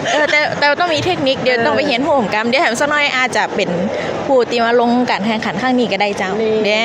ยว่าข้างที่7ขอมาจัดลำบากเด้อแม่นเจ้าแล้วก็เดี๋ยวจะหันเองเนาะเพื่อจะได้เป็นนักกีฬาก้าวเปิดงานเนี่ยน่าจะได้เลยต้องพยายามเพิ่มน้ำหนักสักหน่อยนะดีเจเฟมเฮาเจ้าตอนนี้นี่คือนักกีฬาเปิ่นเกียมพร้อมเนาะเกียมพร้อมแล้วก็ไปประจำจุดละนะเจ้าเดี๋ยวสักกำหนึ่งจะมีการแข่งขันคือตั้งท่านประธานแล้วก็ท่านผู้มีเกียรติตั้งบนเวทีเนี่ยได้รับชมตัวพี่น้องตีกำลังจะเดินทางมาพอการแข่งขันแบบสดๆเลยบรรยากาศที่นี่ก็มาได้ตัวมากันได้ตีโรงเรียนอัสสัมชัญลำปางเนี่ยเจ้าเนอร์เย็นตีจอดรถ เนาะ มาเลยเจ้าตีจอดรถก็มีแล้วก็เย็นตัวที่นี่นะเจ้าล้มซุยๆเลยอ่ะแม่มันล้มเปิดอันไปอันบอลนะเปิดโอกาสของการแข่งขันกีฬาแบบหันชัดเจนเลยเนาะการแสดงในพิธีเปิดที่ชื่อชุดว่าก่อนที่จะเข้าสู่การแข่งขันเขาต้อนรับกับการแสดงในชุดแรกนี่ก่อนเจ้าจากน้องๆตีมาทำการแข่งขันเพื่อสร้างความประทับใจให้กับบรรดานักกีฬานะเจ้าและกับผู้ตีมาเข้าร่วมชมการแข่งขันวันนี้เป็นการแสดงในพิธีเปิดตีใจจื่อชุดว่างามลำปางเขลางนครนะจะประทับใจแน่นอนเจ้าสำหรับชุดการแสดงชุดนี้เพราะว่าเป็นสิ่งที่บ่งบอกถึงเอกลักษณ์และกับความงดงามของเจ้าลำปางเฮานะเจ้าอ่อนช้อยงดงามมาลำปางเฮาก็ต้องติดตามบรรยากาศของศิลปะวัฒนธรรมนะเจ้าจังฟ้อนเยาวชนคนลำปางเฮาเนาะเพราะว่าก็จะเป็นนักกีฬาเปิ่นมาจากหลายตีหลายต่างนะเจ้าอันนี้คือเอกลักษณ์วัฒนธรรมท้องถิ่นบ้านเฮาร่วมรับชมรับฟังไปด้วยกันเจ้า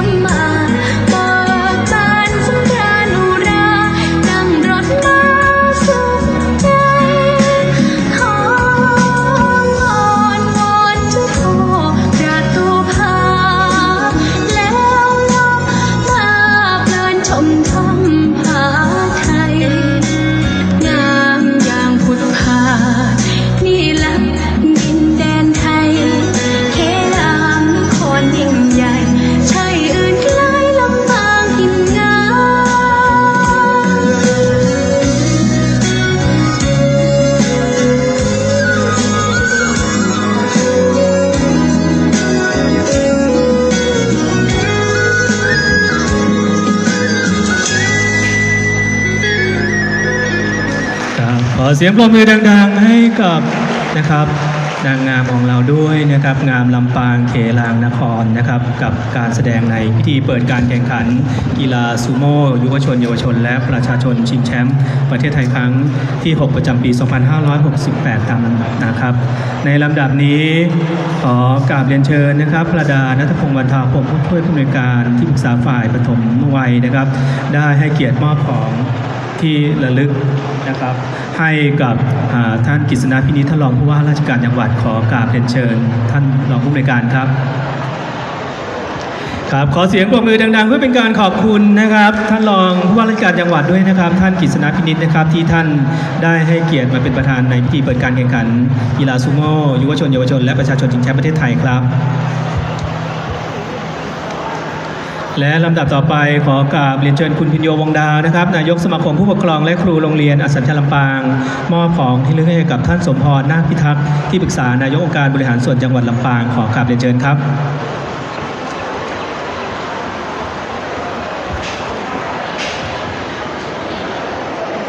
ท่านที่ปรึกษาสมพรนาคพิทักษ์เจ้า ขอเสียงปรบมือดังๆนะครับเพื่อเป็นการขอบคุณนะครับท่านสมพรนาคพิทักษ์นะครับที่ปรึกษานายกการบริหารส่วนจังหวัดลำปางครับที่ท่านได้ให้เกียรติมาร่วมในพิธีเปิดการแข่งขันกีฬาซูโม่ยุวชนเยาวชนและประชาชนชิงแชมป์ประเทศไทยนะครับครั้งที่ 6 ในปี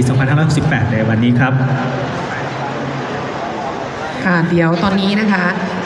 จะขอเรียนเชิญนะคะแขกผู้มีเกียรติทุกท่านของเรานะคะได้ชมในส่วนของการแข่งขันกันก่อนเดี๋ยวตอนนี้นะคะยกวิธีให้ส่วนการแข่งขันเลยค่ะครับและก็ผู้บรรยายของนะครับสมาคมกีฬาซูโม่ยุวชนและเยาวชนประชาชนชิงแชมป์ประเทศไทยนะครับและหลังจากนั้นเราก็จะมีการมอบเหรียญรางวัลกันนะครับใน2 คู่การแข่งขันนะครับก็ขอเชิญนักกีฬานะคะที่จะทำการแข่งขันคู่แรกนะคะ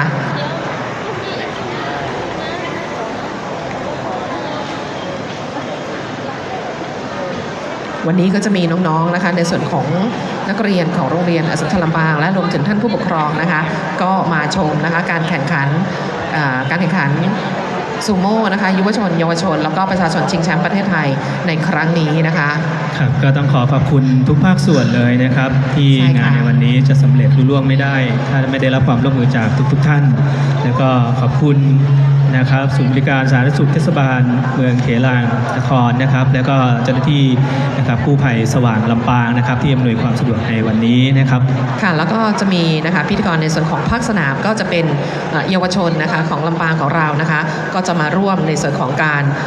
นำนะคะนักกีฬานะคะในการแข่งขันของเราในวันนี้ก็ต้องขอบคุณในส่วนของทางโรงเรียนอัสสัมชัญลำปางนะคะที่ส่งทีมนะคะพิธีกรภาคสนามนะคะมาร่วมในการแข่งขันในครั้งนี้ด้วยนะคะครับแล้วก็ขอบคุณพี่ๆผู้สื่อข่าวใช่ค่ะครับวันนี้ต้องขอบคุณพี่ๆนะคะทุกคนเลยนะคะมาทำข่าวในส่วนของกีฬานะคะซึ่งถือว่าเป็นส่วนสำคัญด้วยค่ะ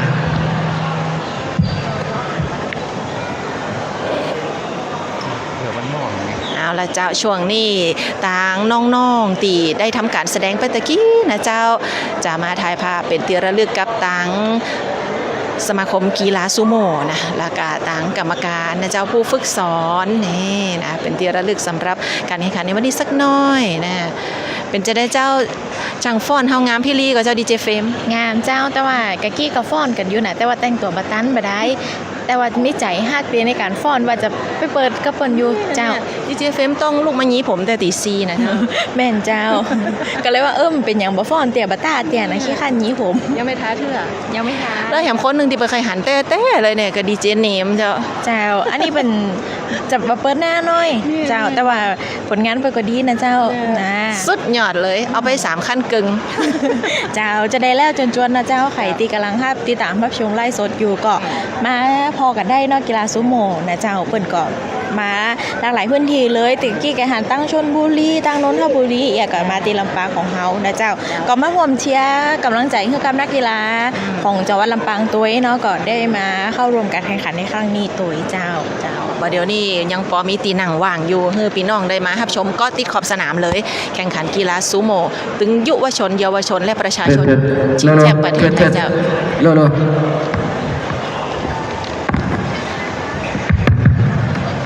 ช่วงเวลานี้เกียมพร้อมที่จะเข้าสู่การแข่งขันนะเจ้าในประเภทยุวชนชายและก็มีหญิงรวมถึงเยาวชนชายและก็มีหญิงตามลำดับรุ่นเจ้ากรรมการพร้อมอยู่ในสนามแล้วเดี๋ยวสักคำหนึ่งก็จะได้ทำการแนะนำนะเจ้าคณะกรรมการแล้วก็แจ้งกติกาในการแข่งขัน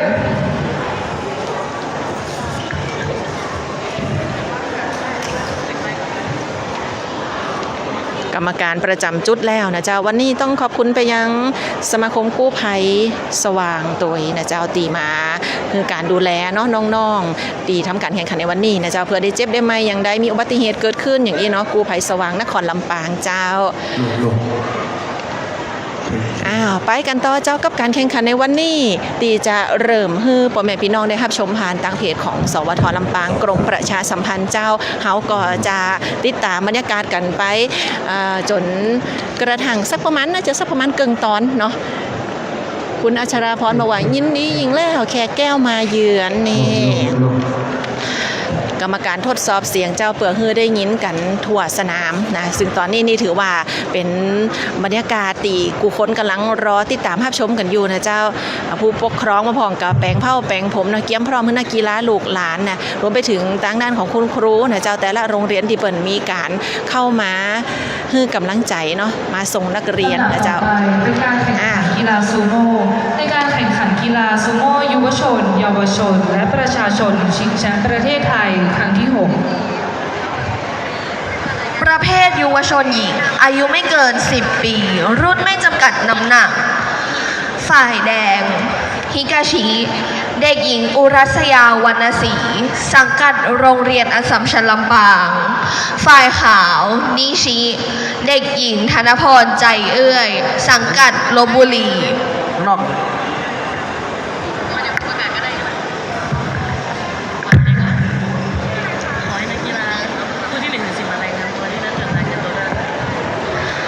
ขอให้นักกีฬาผู้ที่1 ถึง 10มารายงานตัวที่ณจุดรายงานตัวด้วยค่ะ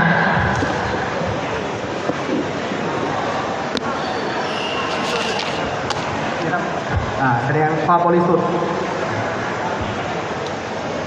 กีฬาเชิญเข้ามาเลยครับทีนี้นั่งลงครับกระปิเต้เดินขึ้นมองนะเร็วๆตัวจริงอยู่นี่วางมือครับอีกกี่วันที่โยให้เกี่ยวโนกตาโตานี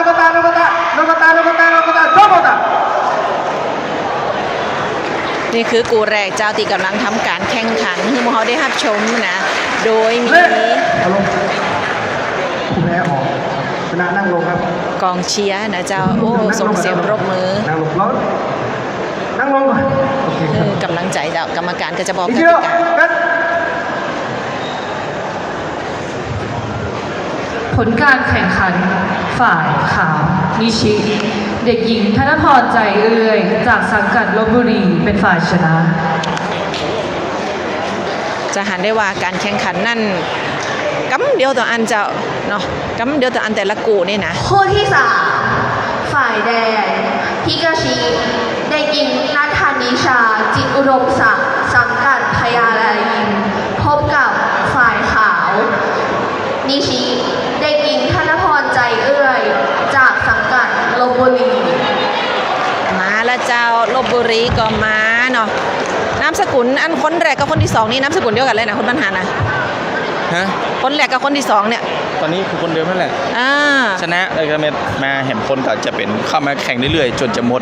มดคนที่จะเข้าแข่งขันเลยเนี่ยตอนนี้ไม้เห็มตัวหนึ่งเขาวางอยู่หน้าลำโพงตอนช่วงที่กรรมการประกาศเขาก็จะปล่อยเสียงดังปุ้นในช่วงที่เป็นเงียบๆอยู่เขาก็จะว่ากันต่อนะเนี่ยไปเป็นท่าก่อนแล้วก็แสดงความบริสุทธิ์ของเพื่อนว่าบ่ได้มีพกไอ้มันเนอะยันครับเห็นไหมแต่ค่อนข้างจะน้ำหนักมันจะต่างกันรู้เหมือนน้ำหนักต่างกันแต่ว่าอย่างที่บอกเนี่ยว่ากีฬาชนิดนี้บ่ได้อยู่ตีน้ำหนักอย่างเดียวเดี๋ยวเขาลองพอเทคนิคของน้องตัวน้อยๆนี่ก็ได้เนาะลองพอไปด้วยกันนะเจ้าคนหนึ่งตัวใหญ่คนหนึ่งตัวน้อยพร้อมแข่งครับเร็วๆตัวที่ดีเนี่ย วางมือ ยิงไปโยฮับมาตาเอาไหมครับอ่ะเดี๋ยวตัวที่นี่เตอร์มาคุณครับมา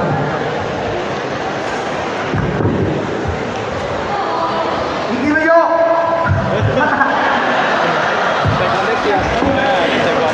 เป็นความน่าฮักของนักกีฬาเฮาเนี่ยค่ะเนาะตัวน้อยๆนี่ก็บอกเป็นบอกกับเดียวปุ๊บกันโดดเลยนะนี่เจ้าเทคนิคของผม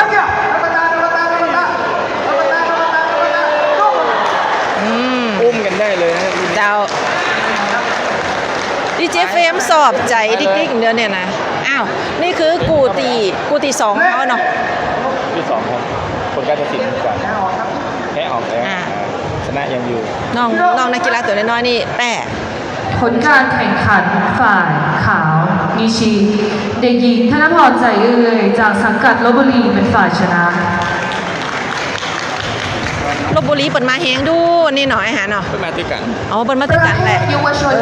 อายุไม่เกิน10 ปีรุ่นไม่จำกัดน้ำหนักชุดที่2คู่ที่4ฝ่ายแดงฮิกาชิ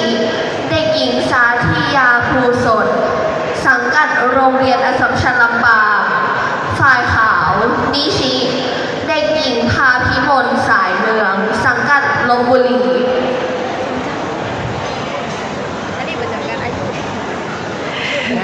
มาถึงการแข่งขันในรุ่นนี้นะเจ้าซึ่งก็จะเป็นกูตีซีแล้วล่ะกูที่3จากกูที่3ที่4ละนะเจ้าเดี๋ยวสักกำหนึ่งจะเตรียมพร้อมลงสู่สนามตอนนี้กรรมการห้องแล้วนะประกาศแล้วนะน้องๆมาเจ้าเขาจะได้ยินคำศัพท์ของเปิ่นนี่นะคือเขาอาจจะแปลมาออกแต่ว่ามูนักกีฬาเปิ่นจะหูกันเนาะว่านี่คือเกียมพร้อมเกียมตัวอย่างเงี้ยรอตรงจุดที่จะเข้าสนามขวามือเลยค่ะยืนรอไว้นะลูกยืนรอตรงนั้นถูกต้องค่ะเจ้าม วยมาแบบโหดๆนั่นเลยเข้ามาในสนามครับช่างภาพของเขาวันนี้ดีเจคุณอาทิตย์นะเจ้าวันณวารีคุณอาทิตย์บอกว่าชอบเต้นเนื้อกีฬาซูโม่ชอบเต้นเนื้อวันเสาร์ห้องมันนกนานคุณอาทิตย์บอกตั้งลงครับกลับไปเตะเร็วเราทีนี้เตะอีกทีเดียวฮัจโยแล้วก็ตามชอบกันไปละแฮมหนึ่งกูทิปขอบเละแล้วกรรมการถ้าเป็นมวยไทยเปิดจะเปรียบเองเนาะผลการแข่งขันฝ่ายขาวนิชิเด็กหญิงพาพิมลสายเมืองจากสังกัดลพบุรีเป็นฝ่ายชนะจะได้ว่าลพบุรีนี่ขนาดนักฮะใช่วันนี้จะเป็นลพบุรีตรงนี้ก็คือเป็นนักกีฬาที่เป็นอยู่ตรงนี้มีหลายรุ่นด้วยกันนะอันนี้คนละรุ่นละรุ่นน้ำหนักเห็นรุ่นนึงละแต่ผมก็ยังว่าทำไมน้ำหนักเป็นเปรียบกันแบบไหนไม่ได้ทั้งน้ำหนักหรือว่ายังไงนะวันนั้นที่เขามาฟังแถลงข่าวน่ะน้องๆนักกีฬาที่เปิดมาห่วมในเวทีแถลงข่าวที่เขาได้สัมภาษณ์ส่วนใหญ่เป็นลูกลพบุรีมานะใช่ครับจากส่วนใหญ่มาจากลพบุรีประเภทยุวชนชายอายุไม่เกิน10 ปีรุ่นไม่จำกัดน้ำหนักชุดที่1ฝ่ายแดงฮิกาชิเด็กชายอันดาลีฟสาและสังกัดเจยิมยะลาพบกับฝ่ายขาวนิชิเด็กชายบุญยกรสนิทสังกัดพญาไลยิมนี่อันนี้ยังได้อยู่ใกล้เคียงยะลาก็มาเจ้าเข้ามาในสนามครับเข้ามาในสนามแล้วที่ขอมานั่งลงทีนี้โดนสึกครับแสดงความบริสุทธิ์ได้โอเคเข้ามาเลยครับทีนี้นักกีฬาคู่ที่11 ถึง 20มารายงานตัวที่ณจุดรายงานตัวด้วยค่ะกำไม่เตะยืนขึ้นเตรียมพร้อมครับเร็ว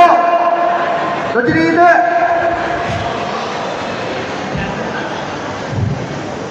อีกทีเดียวฮัจโยแล้วก็ตามพวกเราเสียงกองเชียร์ดังเป็นระยะเจ้า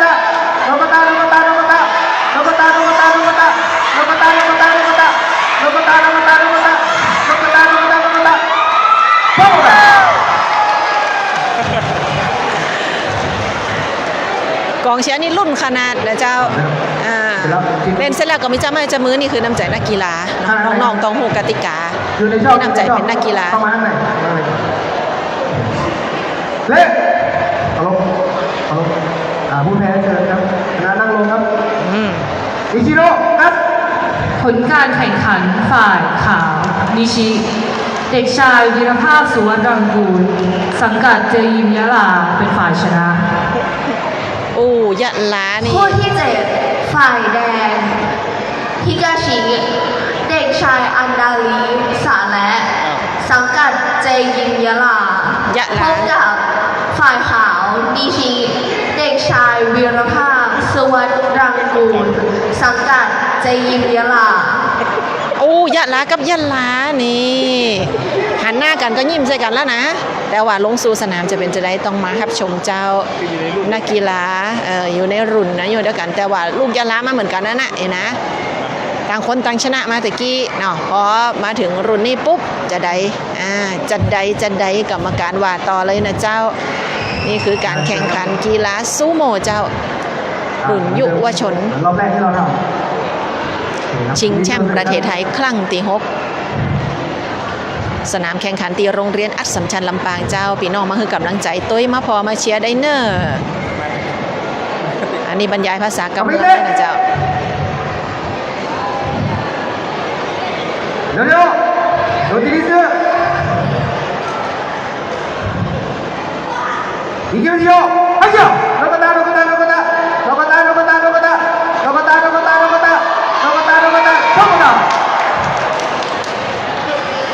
ฟังเสียงกองเชียร์เป็นระยะเด้อเจ้า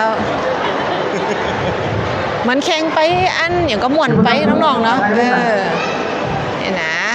แข่งเรียบร้อยอยู่ในสนามเจ้ากรรมการก็จะแจ้งกติกาเป็นระยะจะนะเจ้ากรรมการชุดแรกของเขาต้องรอฟังว่ากรรมการนะตัดสินว่าจะได้เนาะกรรมการกำลังเฉลยอยู่นะครับเนื่องจากว่ามีข้อสงสัยในการตัดสินอยู่นะครับกรรมการทั้ง5ท่านที่อยู่รอบสนามก็จะมาประชุมพร้อมกับเจ้าทีนะครับดูผลนะครับว่าทางคณะกรรมการว่ายังไงเล่เอาลงชนะได้ลงครับผลการตัดสินไม่เปลี่ยนแปลงนะครับผลการแข่งขันฝ่ายขาวนิชิเด็กชายวีรภาพสุวรรณรังกูลจากสังกัดเจยิมยะลาเป็นฝ่ายชนะยะลากับยะลาแต่ฝ่ายขาวชนะไปตะกี้ไม่เป็นยังต้องเจอกันกับคนที่ชนะในรอบตะกี้มาเนี่ยนะครับคู่ที่8ชนะคนเดียวฝ่ายแดงฮิกาชิเด็กชายณภัสมณีรัตน์สังกัดเจยิมยะลาพบกับฝ่ายขาวนิชิเด็กชายธนูปัญญาภูมิ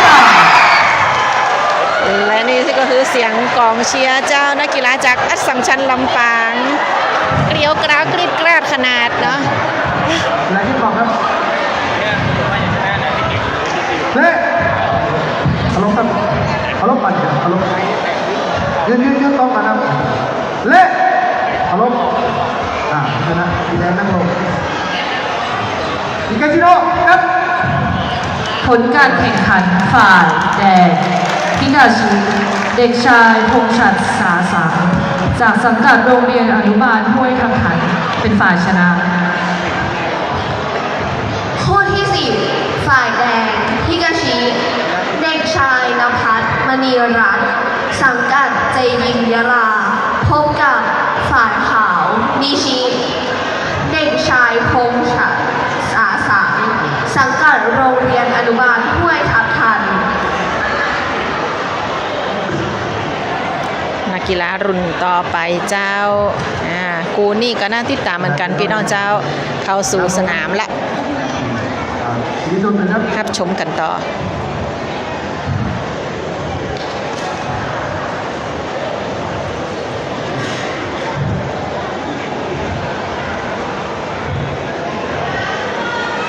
Kapite! Yorio! Lodi sini! Hingga video! Ayo! Nogata!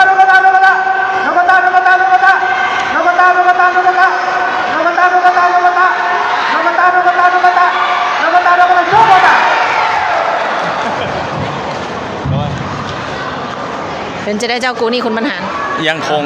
กติกาเดิมอยู่คนที่ชนะแต่คิดชนะอยู่ครับ เอาละกรรมการประชุมแล้วนะ ประชุมแล้ว อ่า ว่าที่ไหนแพ้ขึ้นก่อน เจ้าก็จะมีกรรมการถึงในสนามแล้วก็บริเวณรอบสนามถึงหมดเนี่ยประมาณ6 คนถึงทางในแหมเนาะเจ้านี่คือแหมกูหนึ่งตีกรรมการนักใจดีเจเฟมนักใจก็เจ้า ขอดู PDR คือในสนามเนี่ยนอกเหนือจากตีมีกรรมการตัดสินเนี่ยเป็นตัวบุคคลแล้วเปิ่นก็จะมีเจ้าหน้าที่เนี่ยตั้งกล้องไว้แหม2 มุมเปิดที่จะได้ให้การแข่งขันเวลาถ้าเกิดว่าผลการแข่งขันออกมาแล้วเฮารู้สึกว่ามันแบบเป็นเอกฉันท์ก็ว่ายังได้อย่างเงี้ยเนาะก็จะมีภาพที่เปิ้นบันทึกไว้แหมสามารถขอพอย้อนหลังได้นะเจ้าตอนนี้ก็จะมีกล้องอยู่แหม2 มุม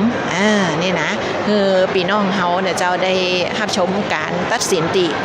ยุติธรรมเนาะแล้วก็พอผลการตัดสินว่าเป็นจะได้แล้วปุ๊บทางเจ้าหน้าที่เปิ้นก็จะประกาศให้ตามนั่นนะเจ้าเฮารอฟังเสียงที่ว่าเปิ้นจะทำการตัดสินเป็นคะแนนเป็นจะได้นี่นะเจ้าเปิ้นจะมีแท็บเล็ตอยู่2 มุมเลย2 มุมเนี่ยก็หันหมดว่าไผเป็นคนก้านเป็นคนชนะยังได้อย่างเงี้ยนะนี่คือกติกาของเปิ้นนะเจ้านอกเหนือจากพอด้วยสายตาแล้วไอ้เนาะก็จะมีภาพจากกล้องของมุมกล้องของที่เปิดตั้งไว้นะเจ้าเอามาให้กรรมการได้ตัดสินกันแถมกำหนึ่งซึ่งก็จะเป็นน้องๆที่เข้ามาทำหน้าที่ในวันนี้นะจะได้เจ้าดีเจเฟม เป็นข่าวก่อนเจ้าเดี๋ยวต้องส่งข่าว โอเคเดี๋ยวโมปีกันน่าจะสักประมาณเตียงเดี๋ยวไปละเจ้า นึกว่าจะเป็นลงแข่ง ก็น่าจะสมัครประธานเตี้ยจะไม่ปีหน้าเด้อเนี่ยจะไปขุนตัวเก่ากันแต่ก็พูดถึงว่าบอกเป็นประจำเป็นต้องตัวใหญ่นะเจ้าแต่ว่าบางทีมันอยู่ที่เทคนิคแล้วก็กำลังของเขานะเจ้า อย่างกูนี่คือกรรมการดูนักใจต้องพอต้องพอลักฐานประกอบตัวว่าจะอีเนาะ ถ้าเป็นภาษาผู้กองย้อนหลัง แน่นเจ้าเนี่ยละตอนนี้นี่พอแล้วก็น่าจะได้ละน่าจะตัดสินได้ละเนาะกรรมการเดี๋ยวสักกำหนึ่งเพิ่นจะประกาศละนะเจ้ารอฟังแต่กันเนอะ เข้ามาในสนามรีแมตช์ แข่งใหม่ นักลงครับเริ่มแข่งใหม่ครับ อันนี้คือเป็นการบอกว่าแข่งใหม่ ทีนี้ก็คือเหมือนเดิมครับ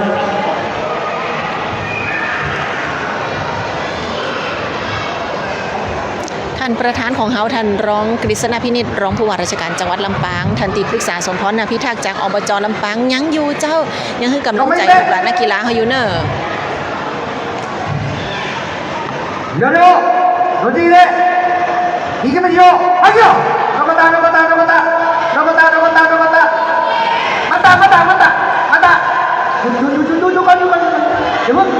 เอามาเร็ว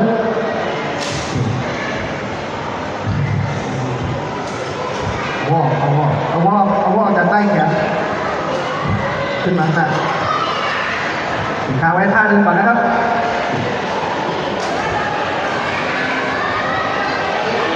ฮักเกี่ยวนกตาเข้ามาเอ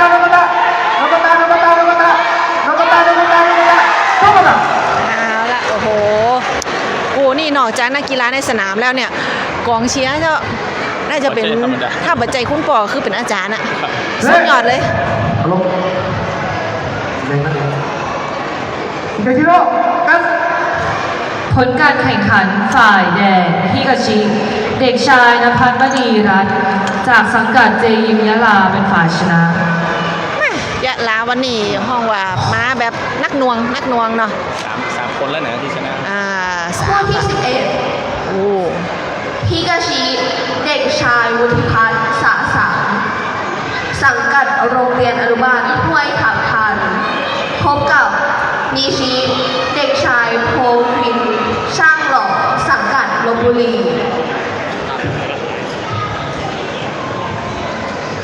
นี่กูตี11แล้วนะเจ้ากับการแข่งขันซูโม่เยาวชนชิงแชมป์ประเทศไทยเจ้าวันนี้ทางสมาคมกีฬาซูโม่แห่งประเทศไทย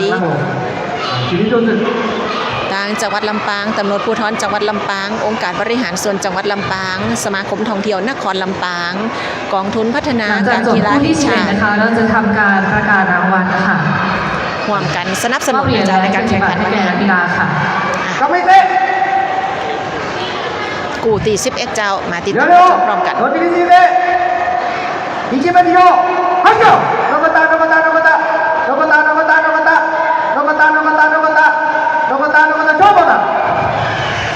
เอาละเป็นจะได้พองกูตี11นี่ถือว่าสมาธิในการแข่งขันเนี่ยเป็นเรื่องสำคัญขนาดถ้านักกีฬามัวเงอพออย่างรอบสนามนี่เป็นได้เลยนะ ตัดสินด้วยแบบเที่ยววิน Ichiro. Kas.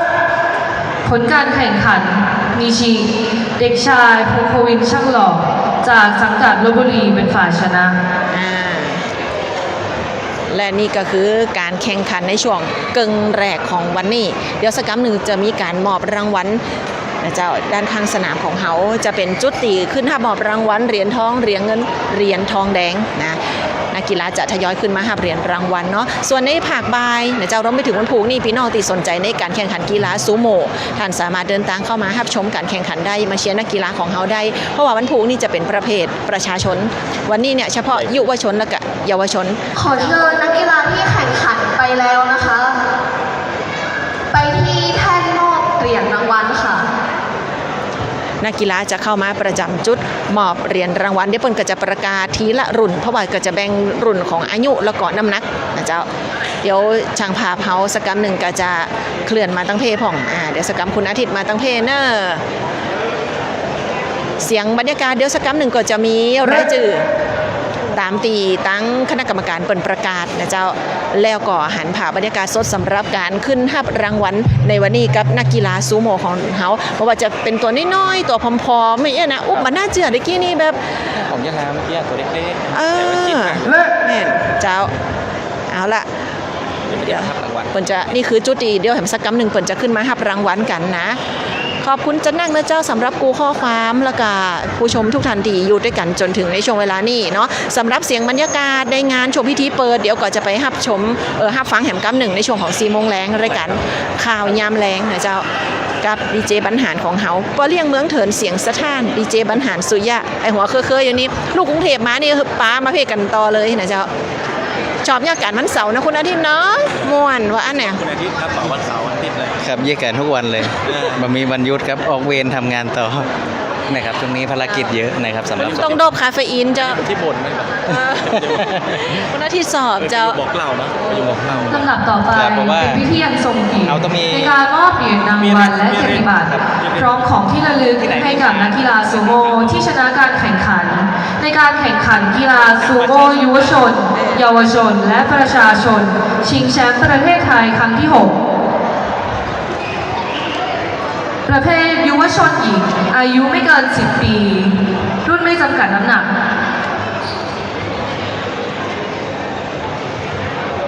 ในพิธีนี้คณะกรรมการจัดการแข่งขันขอเรียนเชิญ รุ่นยุวชน นายกฤษณพินิจรองผู้ว่าราชการจังหวัดลำปางได้ให้เกียรติมอบเหรียญรางวัลและเกียรติบัตรแก่นักกีฬาค่ะขอเรียนเชิญค่ะ นี่คือการมอบรางวัลสำหรับการแข่งขันกีฬาซูโม่รุ่นยุวชนไม่ยิงนะเจ้ารุ่นอายุบ่เกิน10 ปีนะแล้วเดี๋ยวก็จะต่อกับยุวชนจ่ายนะเจ้ารุ่นอายุบ่เกิน10 ปีเช่นเดียวกันบรรยากาศสดเจ้าเดี๋ยวเขาจะถ่ายทอดกันไปจนถึงเสร็จสิ้นการมอบรางวัลในช่วงนี้เนาะแล้วก็เดี๋ยวจะพักกันก่อนนะเจ้ากับทีมงานสวทลำปางกรมประชาสัมพันธ์ของเขากระเจิญจนพ่อแม่พี่น้องที่อยากจะมารับชมการแข่งขันในวันนี้นะเจ้ายังเดินทางมาได้อยู่ที่โรงเรียนอัสสัมชัญลำปางบริเวณลานกิจกรรมของเปิ่นนะเจ้าจะเป็นอาคารโล่งแบบอากาศดีสบายๆวันนี้ที่ลำปางเฮาเนาะแล้วก็ขอต้อนรับบรรดานักกีฬาผู้ฝึกสอนนะเจ้าคุณพ่อคุณแม่ผู้ปกครองที่ติดตามนักกีฬานะเจ้าลูกต่างจังหวัดกันมาวันนี้มาทั่วประเทศเลยเปิดดีจะคือนักกีฬาเนี่ยได้พัฒนาศักยภาพนะเจ้าในการแข่งขันเนาะแน่ว่าน้องๆที่เขาหันกันในวันนี้เนี่ยเปิ่นอาจจะพัฒนาตัวเก่าขึ้นสูงขึ้นไปแหมจนกระทั่งได้ติดทีมชาติเจ้าเรื่องของการแข่งขันกีฬาเป็นเรื่องที่ต้องส่งเสริมนะสุขภาวะดีๆการออกกำลังกายนะเจ้าคือน้องๆได้มีกำลังใจเนาะแห่งสนับสนุนเจ้าทีมงานสวทลำปางของเขาโดยท่านผอ.เดือนอิมตะเขาก็มีนโยบายในการส่งเสริมเรื่องของการศึกษาการกีฬาโดยเฉพาะการพัฒนาละอ่อนเยาวชนลูกหลานบ้านเฮาเพราะฉะนั้นวันนี้ก็เป็นแห่งหนึ่งการประชาสัมพันธ์ที่เขามาช่วยกันสนับสนุนนะเจ้าเดี๋ยวสักกำหนึ่งคือนักกีฬาได้เกียมตัวเนาะขอบคุณไปยังกองทุน พัฒนาการกีฬาแห่งชาติเจ้า ขออนุญาตเรียนเชิญนะคะท่านกฤษณะพินิจนะคะรองผู้ว่าราชการจังหวัดลำปางนะคะได้ให้เกียรติมอบเหรียญรางวัลและเกียรติบัตรให้แก่นักกีฬาค่ะขอเรียนเชิญค่ะ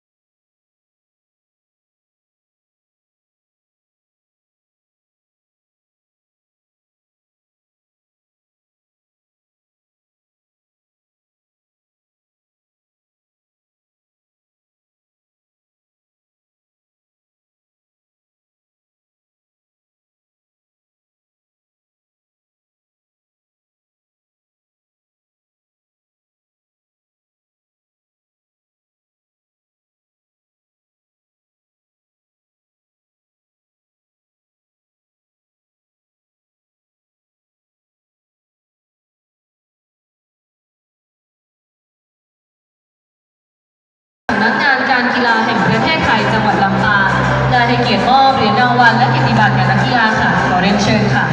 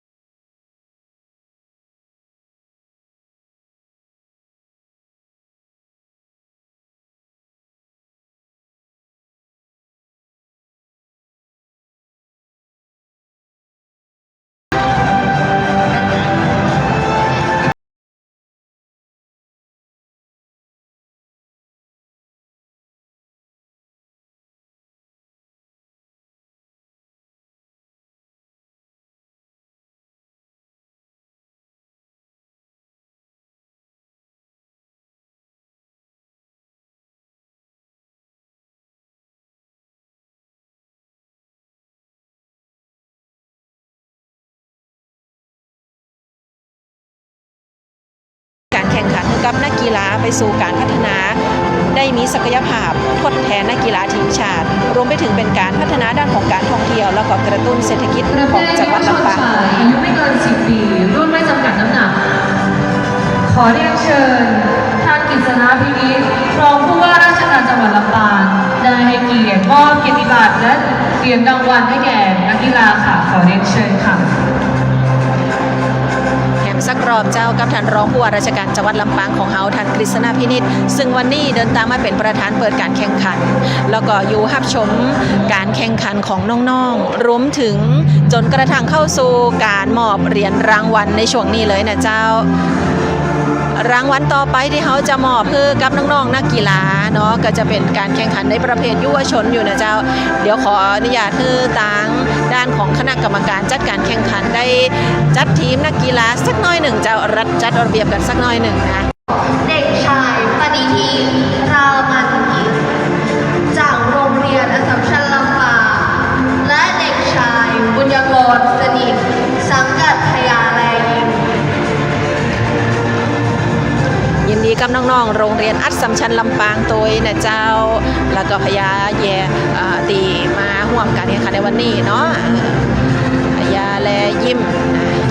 หับเหรียญแล้วก็เกียรติบัตรจากท่านรองผู้ว่าราชการจังหวัดลำปางท่านกฤษณพินิจเจ้ารองชนะเลิศอันดับหนึ่งเด็กชายอันดาลีสาและสังกัดเจยิมยะลาละนักกีฬาจากจังหวัดยะลาของเขานะหันตัวได้น้อยจะอี้นะเจ้าโอ้พละกำลังในสุดยอดเหมือนกันเนอะ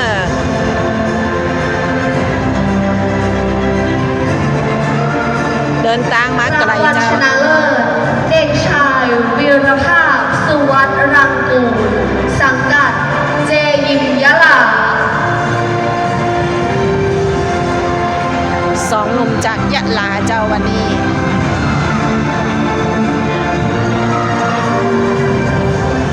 และขอเชิญท่านรองผู้ว่านะคะได้ให้เกียรติถ่ายภาพพร้อมกับนักกีฬาค่ะขอเรียนเชิญค่ะจะเห็นได้ว่าท่านรองผู้ว่าของเขาเนี่ยเปิดจะจัดระเบียบนะเจ้าคือกับน้องๆได้เป็นแชมป์เหมือนกันหมดเลยทั้ง4 หนุ่มนะ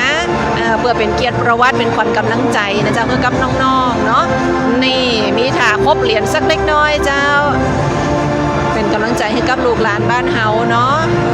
วันนี้เปิดเดินทางมานะเจ้านอกจากในพื้นที่จังหวัดลำปางเฮาแล้วนักกีฬาจากอัสสัมชัญลำปาง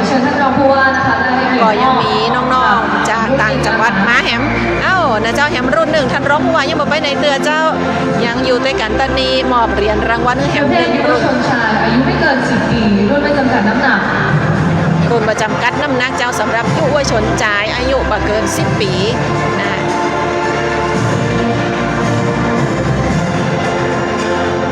นักกีฬาประจำตำแหน่งเจ้าเดี๋ยวสักครั้งหนึ่งเขาจะมอบเหรียญรางวัลกันต่อเนาะค่ะบรรยากาศสดที่เขาก็ติดบรรยากาศด้วยกันมาก็หลายชั่วโมงพอได้เจ้ารองชนะเลิศอันดับ2เด็กชายกมลภพกรมมาสังกัด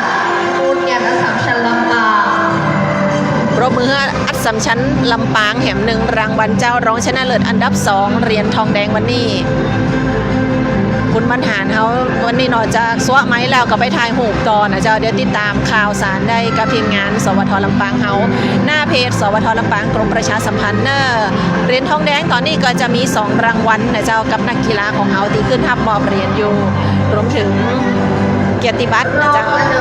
รองชนะเลิศอันดับ2เด็กชายธนูปัญญาภูสังกัดโรงเรียนอัสสัมชัญลำปางนี่แพ็กกูเจ้าแพ็กกูอันดับต่อไปก็จะมอบเหรียญเงินเจ้า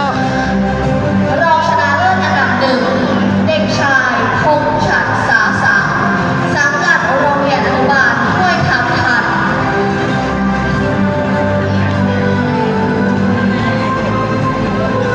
บ่าวน้อยห้วยทับทันรางวัลชนะเลิศอันดับ1เด็กชายณภัทรมณีรัตน์สังกัดเจยิมยะลาและแชมป์วันนี้เป็นของนักกีฬาจากจังหวัด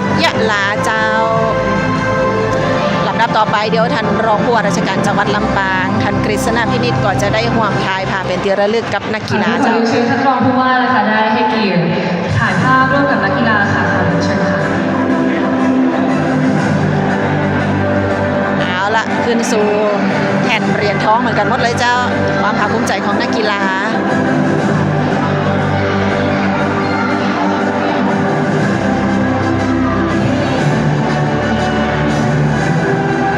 เรียบร้อยเจ้าขอบพระคุณท่านรองผู้ว่าราชการจังหวัดลำปางท่านกฤษณพินิจขอบคุณน้องๆนักกีฬาเนาะตีมาสร้างสีสันบรรยากาศของการแข่งขันในวันนี้นะเจ้าน่าจะครบถ้วนแล้วก็สำหรับการมอบเหรียญรางวัลหรือว่าเหลือแฮมหนึ่งประเภทเนาะเหลือหนึ่งประเภทโอเคเจ้า ค่ะแล้วขอเรียนเชิญผู้ว่านะคะได้ท่านรองผู้ว่านะคะได้ให้เกียรติมอบรางวัลอีกรุ่นหนึ่งนะคะประเภทยุวชนชายอายุไม่เกิน 11 ปี รุ่นไม่จำกัดน้ำหนัก บ่เกิน 11 ปีเจ้ารุ่นนี้นะมาจำกัดน้ำหนักตัวเอง รองชนะเลิศอันดับหนึ่งได้แก่ เด็กชายวุฒิพงษ์สาสามสังกัดโรงเรียนอนุบาลห้วยทับทัน มวยทัพทันวันนี้ก็ได้ไปหลายรางวัลเนอะ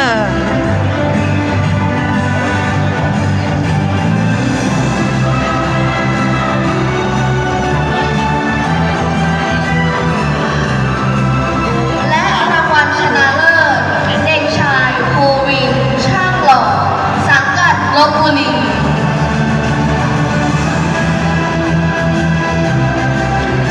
แชมป์จากลพบุรีเจ้าผม ใน สี โอ ท กา อ ส ง นี้นะคะขอเรียนเชิญท่านรองผู้ว่านะคะได้ให้เกียรติถ่ายภาพร่วมกับนักกีฬาค่ะ